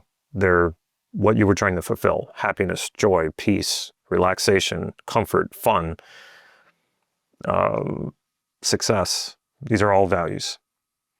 So what was your positive intention? And you want to find out what that is. Because a lot of what's trapped in these painful mistakes is an unfulfilled intention, an unfulfilled value, something you were trying to do and it got blocked, it got stopped. And what was funny about this is that for the longest time when I would work on my mistakes, I would not consider whatever unfulfilled intention happened there. And after I would do a very similar process to what I'm going to give you here, I would feel like something was missing. And that's why I added in this other piece about the unfulfilled positive intention, the unfulfilled value. Then you want to ask yourself, especially if you experience regret over this mistake, you want to ask yourself, what value did you violate? This is where regret comes from. This is where feeling bad about something you did comes from. So if you think about a mistake you made, I'll use mine again. So I felt bad that I wasn't paying closer attention to my kids. And if I, had been, too caught up in taking pictures and all that, it's quite likely my kids could have slipped and fell into that crevice, even though they were old enough to be cautious of it. They're still kids. So when I thought about this and I thought, well, what value did I violate? And I went into, my responsibility as a parent, but I want to go deeper, so what is important to me about being a responsible parent? Well, I love my kids, and in my mind, I violated that value of loving my kids, because part of loving my kids is also protecting them, watching out for them. So that's what made me feel guilty about it. I violated that very strong, very important value. So identify the value that you feel like you violated. And there might be more than one. And if it's if it's a mistake that you made that had to do with other people, it could be you violated the value of kindness, your value of compassion. That often comes up when it's a mistake that you made with people. If you were trying to succeed at something and you failed at it, maybe you violated your value. You could even say violating my value of succeeding or wanting to succeed, or of achievement. Or it could get into those higher ones like happiness and joy. So what was the value that you violated? And what's so important about understanding this and knowing what that value is, and a lot of times I've worked with people who, just by identifying this one value that they violated, they would break into tears right then and there, because they had just sort of assumed they were bad for whatever it was that they did. They never thought to consider that that bad feeling was the result of violating one of their values. And so they go, wow, okay, yeah, this is why I feel bad, because I value this value so much. And that can be so relieving and freeing just to know that, just to even access that information. So what does that bad feeling about violating this value tell you? It's an indication of how committed you are to this value. Think about it. This is very powerful. I learned this from my mentor, Steve Andreas. You're feeling bad about something, you feeling guilty about something you did, means that you violated one of your values, and that bad feeling is an indication of how committed you are to that value. So you can feel good about feeling bad. So this is a reframe, and it gives us a lot of space once we do that. If you think about any mistake you've ever made that you felt bad about, and you go back and you find what was the value that you violated, that alone often resolves this right here and there. Now, I don't want to leave it up to chance. We want to ensure that you resolve this for good. So we don't want to stop here, but this is a very important step. And you can think about this anytime you felt bad about anything, just know that that came from violating one of your values. Well, go and find out what was that value that you violated. And once you know what that is, now you know what happened. You feel bad because you're committed to that value. That's how important that value is to you. The next step is to discover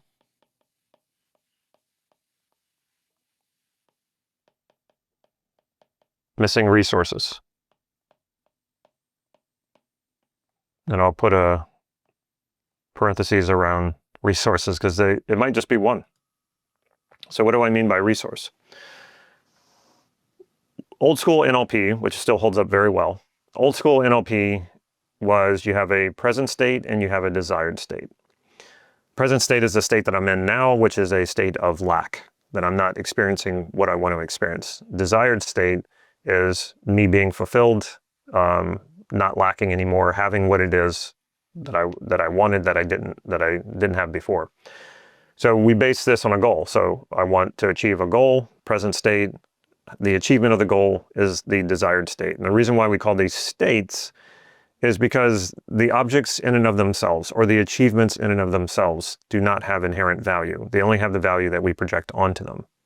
So we believe we're projecting onto that. We believe that if I have that thing or I achieve that thing, then I'm going to be fulfilled. So that wouldn't work for everyone though. So there's no inherent value in the sense that if everybody went out and achieved the same thing, they would not get the degree of fulfillment. It wouldn't all be the same from person to person. It would be different from person to person. So what I'm doing is I'm projecting onto this future achievement or material possession that I acquire, believing that when I have that thing, then I'm going to be fulfilled.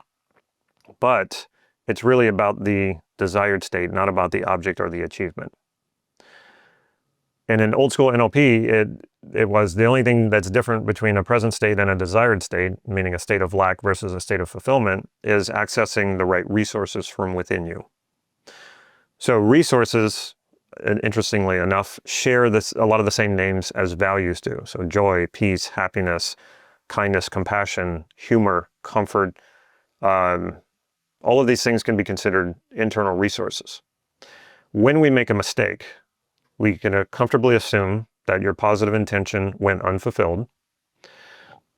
And we can comfortably assume that you violated one of your values. So now that we know that, and you think back to this situation all over again, then you ask yourself, well, what resource or resources was I not accessing within myself that had I accessed, I would have been able to fulfill my positive intention? Not only that, I would have been able to fulfill my positive intention and of course not violate any values. And that not necessarily being dependent on anything anyone else did. Meaning the situation, the people might have responded to me the same way. I still might have failed at the thing that I was going after. But because I'm accessing the right resources, I remain fulfilled. So in old school NLP, what they discovered is, okay, if I know the present state and I know the desired state and I can identify the missing resources, well, if I access those resources now and put myself into the desired state, which is a resourceful state, then it becomes much easier for me to achieve what I want. If you think about it, are you going to achieve what you want coming from a place of lacking resources, not accessing resources, or are you going to achieve what you want much faster if you're accessing all of your resources? You're resourceful. You know the answer to that. Of course, you're going to succeed much faster, much better, and enjoy it much more if you're already resourceful. So that's how old school NLP would work. I have my present state, I have my desired state, identify the missing resources, access those resources, and now develop a strategy, a successful strategy from a resourceful state. And then now go take action from a resourceful state to go and achieve what it is that I want. So that's what we're looking for here. What were the resources that you were not accessing? Now, to give you an even better understanding of what I mean by resources, what would be a state of resourcelessness, meaning a state where you have zero access to your resources? That's what we call panic. And this is why they say, in a crisis, never panic. And that's what most people do. And before I understood that, well, let me tell you how I came to understand that, was there's this thing that we can do called cloaking. And you're taking your internal experiences, your internal representations, and you cloak them like as if they don't exist. So I did this practice. I wanted to know what it would be like if I started cloaking all of my resources so that I would experience what it was like to not have access to any resources. I didn't know what was going to happen. This was an experiment. As I started to do that, I had to stop because I started to go into a state of panic. So what comes first? The loss of resources and then panic? Or does panic induce a state of resourcelessness? I don't know. That's that whole chicken and egg argument. It might go both ways. So if panic is an example of a resourceless state, or the ultimate resourceless state, what is the ultimate resourceful state? That's a state of flow. When you're in flow, you are accessing whatever resource you need at the moment. And so we don't access all of our resources all at once. That would not be necessary. But in the moment, in the context, whatever it is that we're doing, based on our behavior, our interactions, whatever it is that we're doing, when we're in flow, that means we're easily accessing any and all resources we need as we need it. That's what flow feels like. So now you have a better understanding of what I mean by resources. So once you know the value that you violated, and you know the value that you intended to fulfill, what resources were you not accessing that made that happen that way? In other words, what resources would you have needed to access to fulfill your positive intention and to not violate this value? It could have been more attentiveness. It could have been, for me, that's in my situation with my kids, it would have been more attentiveness, paying more attention, feeling more connected. Connection is a resource. If I had been more connected with my kids rather than what I was seeing around me, I would have caught this sooner. So you want to find what these resources are. It might be more than one. You probably don't need more than 3. Sometimes people just keep listing resource after resource, and it's like, we're only really accessing around 2 to 3 resources at one time. Maybe you go up to 5 resources, but don't spend so much time on this step that you have like a list of 20 resources. That's just not how this works. It doesn't need to work that way. Okay, so now that we have all this information, what do we do with it? We're going to make a new movie.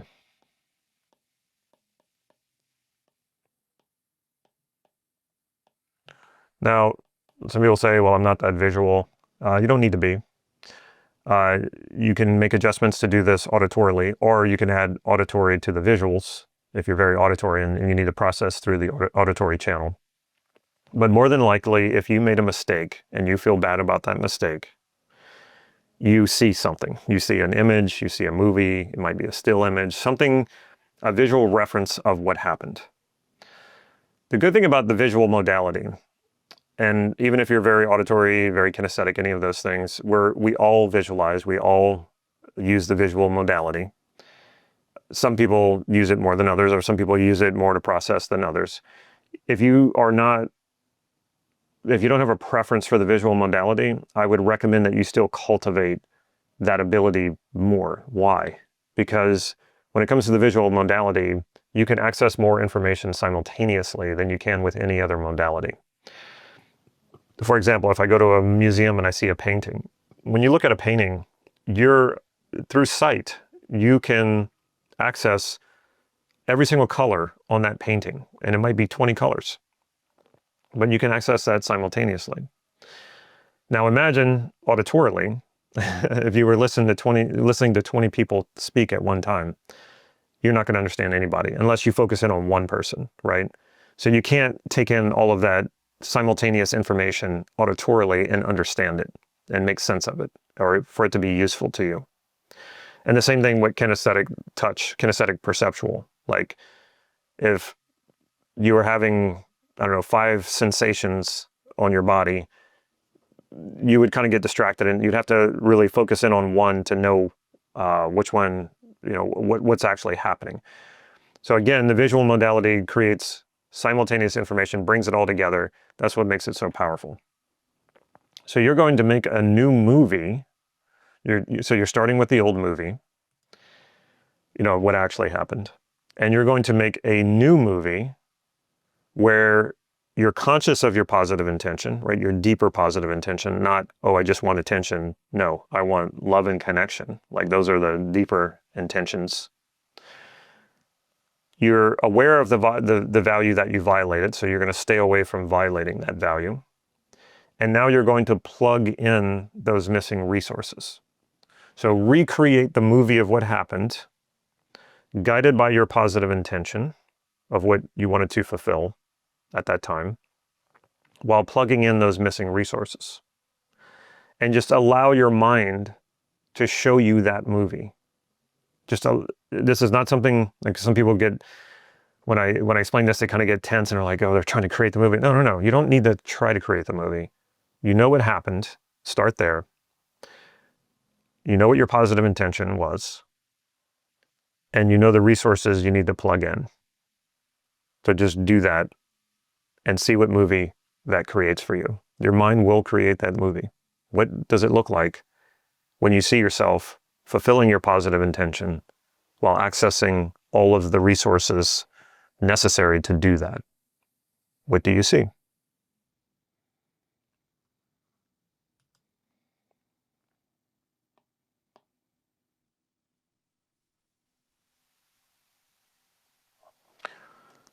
And once you have that, you want to check for congruence. Some people call this an ecology check. I refer to it as congruence. When this new movie you see in front of you, is that who you wish you had been, or is that what you wish you had done? And we can start to future pace this and check in. Is this how you would want to deal with a future situation if you're ever in a future situation that's similar to this? Is this how you would want to do this? If not, you just make adjustments. Just keep making adjustments until it is, where the movie you're seeing in front of you is like, yes, this is exactly what I wish I had done. And I can see that I'm resourceful and that I'm fulfilled. Or you go, no, something's not quite right, or there's some part of me that's objecting to this.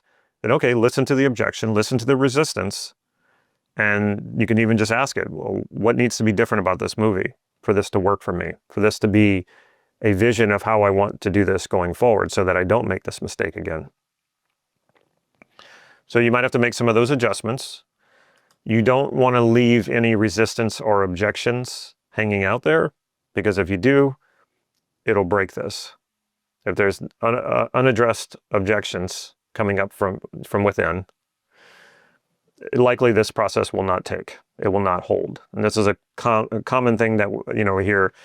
My coaches and I hear when they say, okay, is this going to last? Or like whatever the change is this going to last? And we need to check in. Was there any objection to that? Is any part of you objecting to that, resisting this change? If so, we need to address it. If not, it's going to stay this way. The change will take. It will hold indefinitely. So very important to get the congruence check. Make sure there's no objections. If there are, you make adjustments. Another way to really check that this is congruent is to future pace this. Okay, if I'm in a similar situation like this again in the future, is this the way I want to handle this? If yes, great. If not, okay, need to make some more adjustments. So this past mistake actually gets transformed into a vision of how you want to do better, how you want to not just do better, but do extremely well, not commit the mistake again, but to really take yourself to the place you wanted to go all along. And this is what we need to correct mistakes, is we need references, and in this case, we're creating a movie as a reference. We need references for how we want to do this differently. When I became a parent, I remember thinking of all the things I wanted to do differently than my parents, that I wanted to raise my kids better than the way that I was raised. So I thought about all the things I did not want to do and all the different things that I wanted to do different than my parents. And then it amazed me when I started getting into the middle, when I was in the middle of it, of parenting, how much I started parenting like my parents. And even the exact words of my parents used to say were coming out of my mouth. Now, at the time, I didn't understand this. After studying NLP, now I do.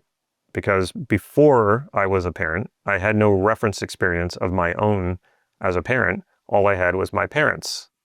That was my reference experience from my perspective, of course.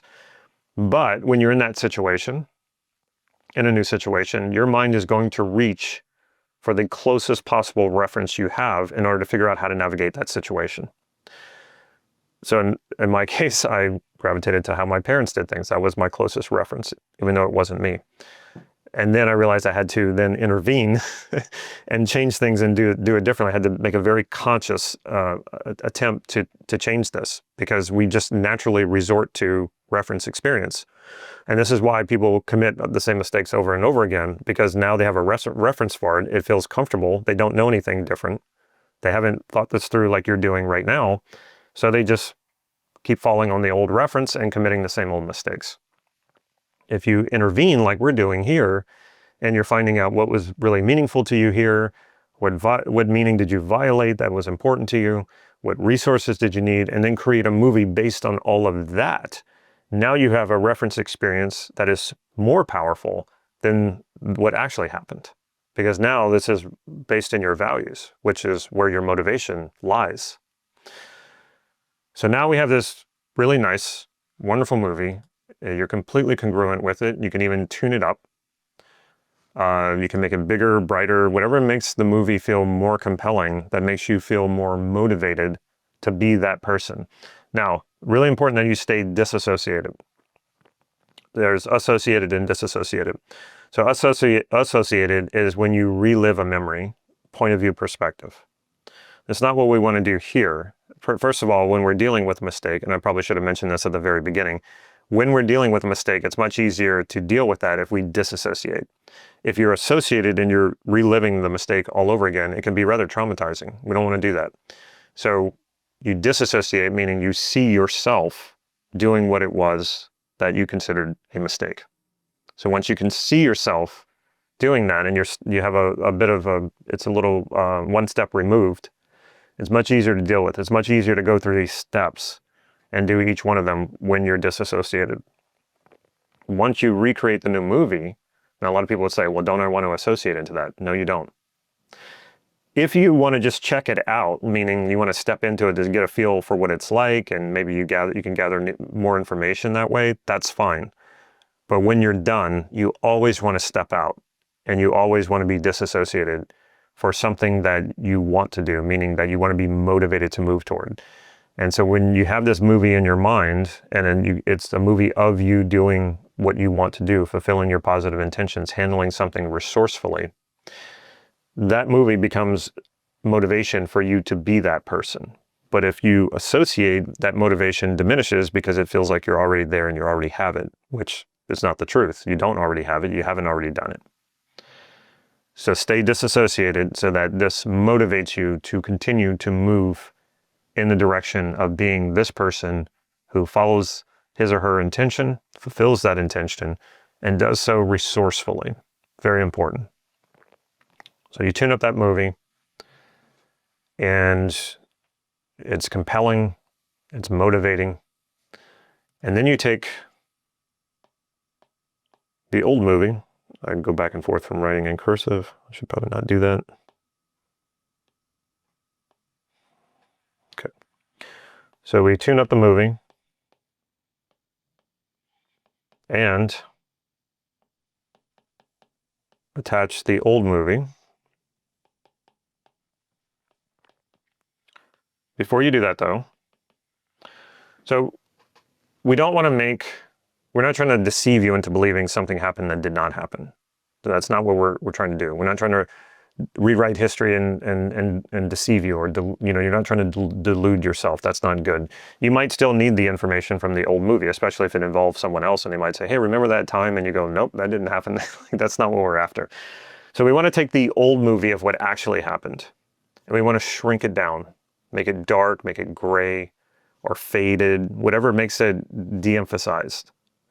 And we want to attach it to the new movie. So it'll look something like, here's your new movie, big, bright, compelling, right? And you want to take I'll put a new, you want to take the old movie and you want to make it dark and small and attach it at the edge of the new movie. Now, does it need to be exactly right here? No, it could be here, it could be here, it could be here, it could be in the corner. And the reason for this, the reason why we want it attached, and you want it attached, like at the edges.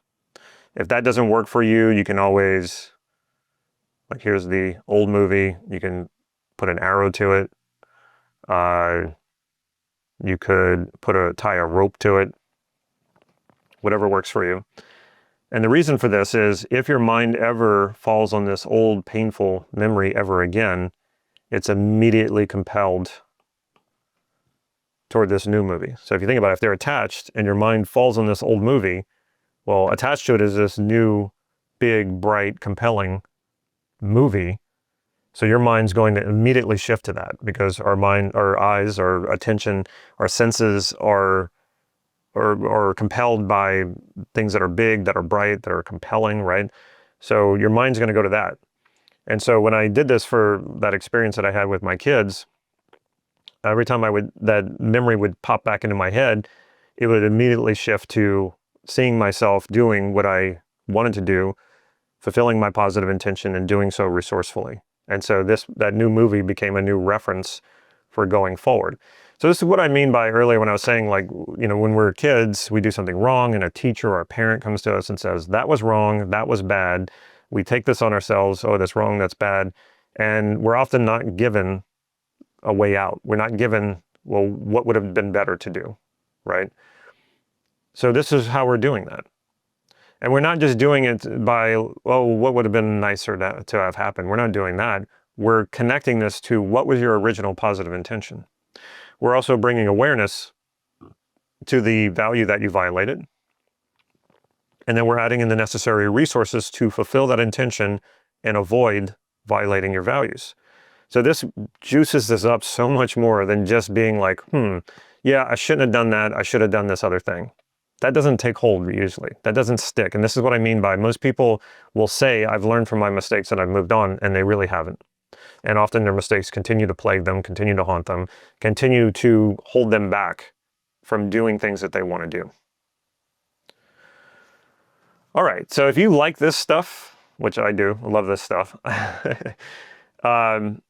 we have probably the least expensive NLP practitioner training out there. And when I say least expensive, I do not mean that it is, what's the word I'm looking for? That it doesn't have everything that an NLP practitioner training should have. It has everything and more. And in fact, the reason why I created this training was because I was realizing more and more as I did more training and talked to a lot of the trainers who were there from the early days, that we weren't getting the whole story. That I took 3 practitioner trainings with 3 different teachers, and they were all different, and there always seemed like there were pieces that were missing. And so I decided I wanted to do a practitioner training, and it's a practitioner training based on a 24-day live training. The material that I used is Stephen Connie Ray's, Andreas's material, with their permission, of course. And it is the most complete NLP practitioner training I'm aware of. And it's so inexpensive. And you also get a community of coaches and practitioners and coaches who are holding practice sessions. Like, this is the best possible way that I can think of to learn NLP from your home and to have people to practice with, which you can do virtually, on Zoom. So you want to master this stuff. You want to become really good at this. And I can't think of better life skills than NLP skills, check the description below this video, and you'll see there's a place where you can enroll in this training and get instant access to the videos and to the community. And you can ask questions in the community. Not only will my coaches answer, I'm active in there too. I will answer your questions as well. So just getting these things down, and it's amazing how much just having these good processes and techniques to use, how quickly it advances your life, how quickly you let go of painful things and get on with your life, creating what you want to create, becoming the person you want to become. When you have the tools to do it, it's so much easier. And my mentor used to say, something is only difficult until you know how to do it. And that's just it. These things don't have to be difficult. When you know how to do them, transform them, do something better, or alleviate, pain or whatever, it's not that difficult. It's amazing how simple it can be. All right, let me check to see if there's any questions. Tim says, makes him think of a quote, "I may make mistakes, but my mistakes don't make me." Unfortunately, a lot of people do define themselves by the mistakes that they make, and you don't have to do that. That's not necessary. See, Adolfo says, "This is exactly what Brant, my self-concept training coach, guided me through yesterday. Today, my new movie played out exactly as we practiced. No fear of loss, just flawless executions." Awesome. Isn't that great? Isn't it? It works so incredibly well. It's so simple, and it comes right out. I remember testing it, and I've done this with so many mistakes that I've made in the past. I've done this with so many things that, like I said, it didn't even happen, but I had ruminating thoughts and fears and anxieties about something happening, and I just do this process, and it's gone. And I'll even notice sometimes my mind will fall on that old thought or that old movie, and then there it is. There's the new movie showing me exactly what to do, how to do it. And that's what we need. Otherwise we get stuck in the pain. We get stuck in the limitation of, oh, I wish I hadn't done this. That's not going to get you there. And it's just going to hold you back. And every time you have one of those mistakes, you feel that weight that it holds you back. And by the time you reach say 40 years old, you've been carrying so many of these mistakes around that the possibilities of doing the things that you want to do, you don't even feel like that's possible anymore. And you're so afraid of making another mistake. But once you have this, you're not afraid anymore. You just know that mistakes are part of life. That's just what happens. So truly learn from them and truly move on from them. That's what this process will do for you. Okay. Well, I hope you enjoyed this as much as I did, and I would love to hear how this has worked for you. And this stays up, even though we're live right now, this will stay up as a recording. So even if you're not watching this live, do this process and then let me know in the comments what happened. How did this work for you? An ultimate life hack, yeah. And there's so many of them. There's so many of them in NLP, which is just awesome. There's just so many tools for every problem, and not just problems, but tools for tapping into your potential and creating exactly what it is that you want. All right, take care, everyone.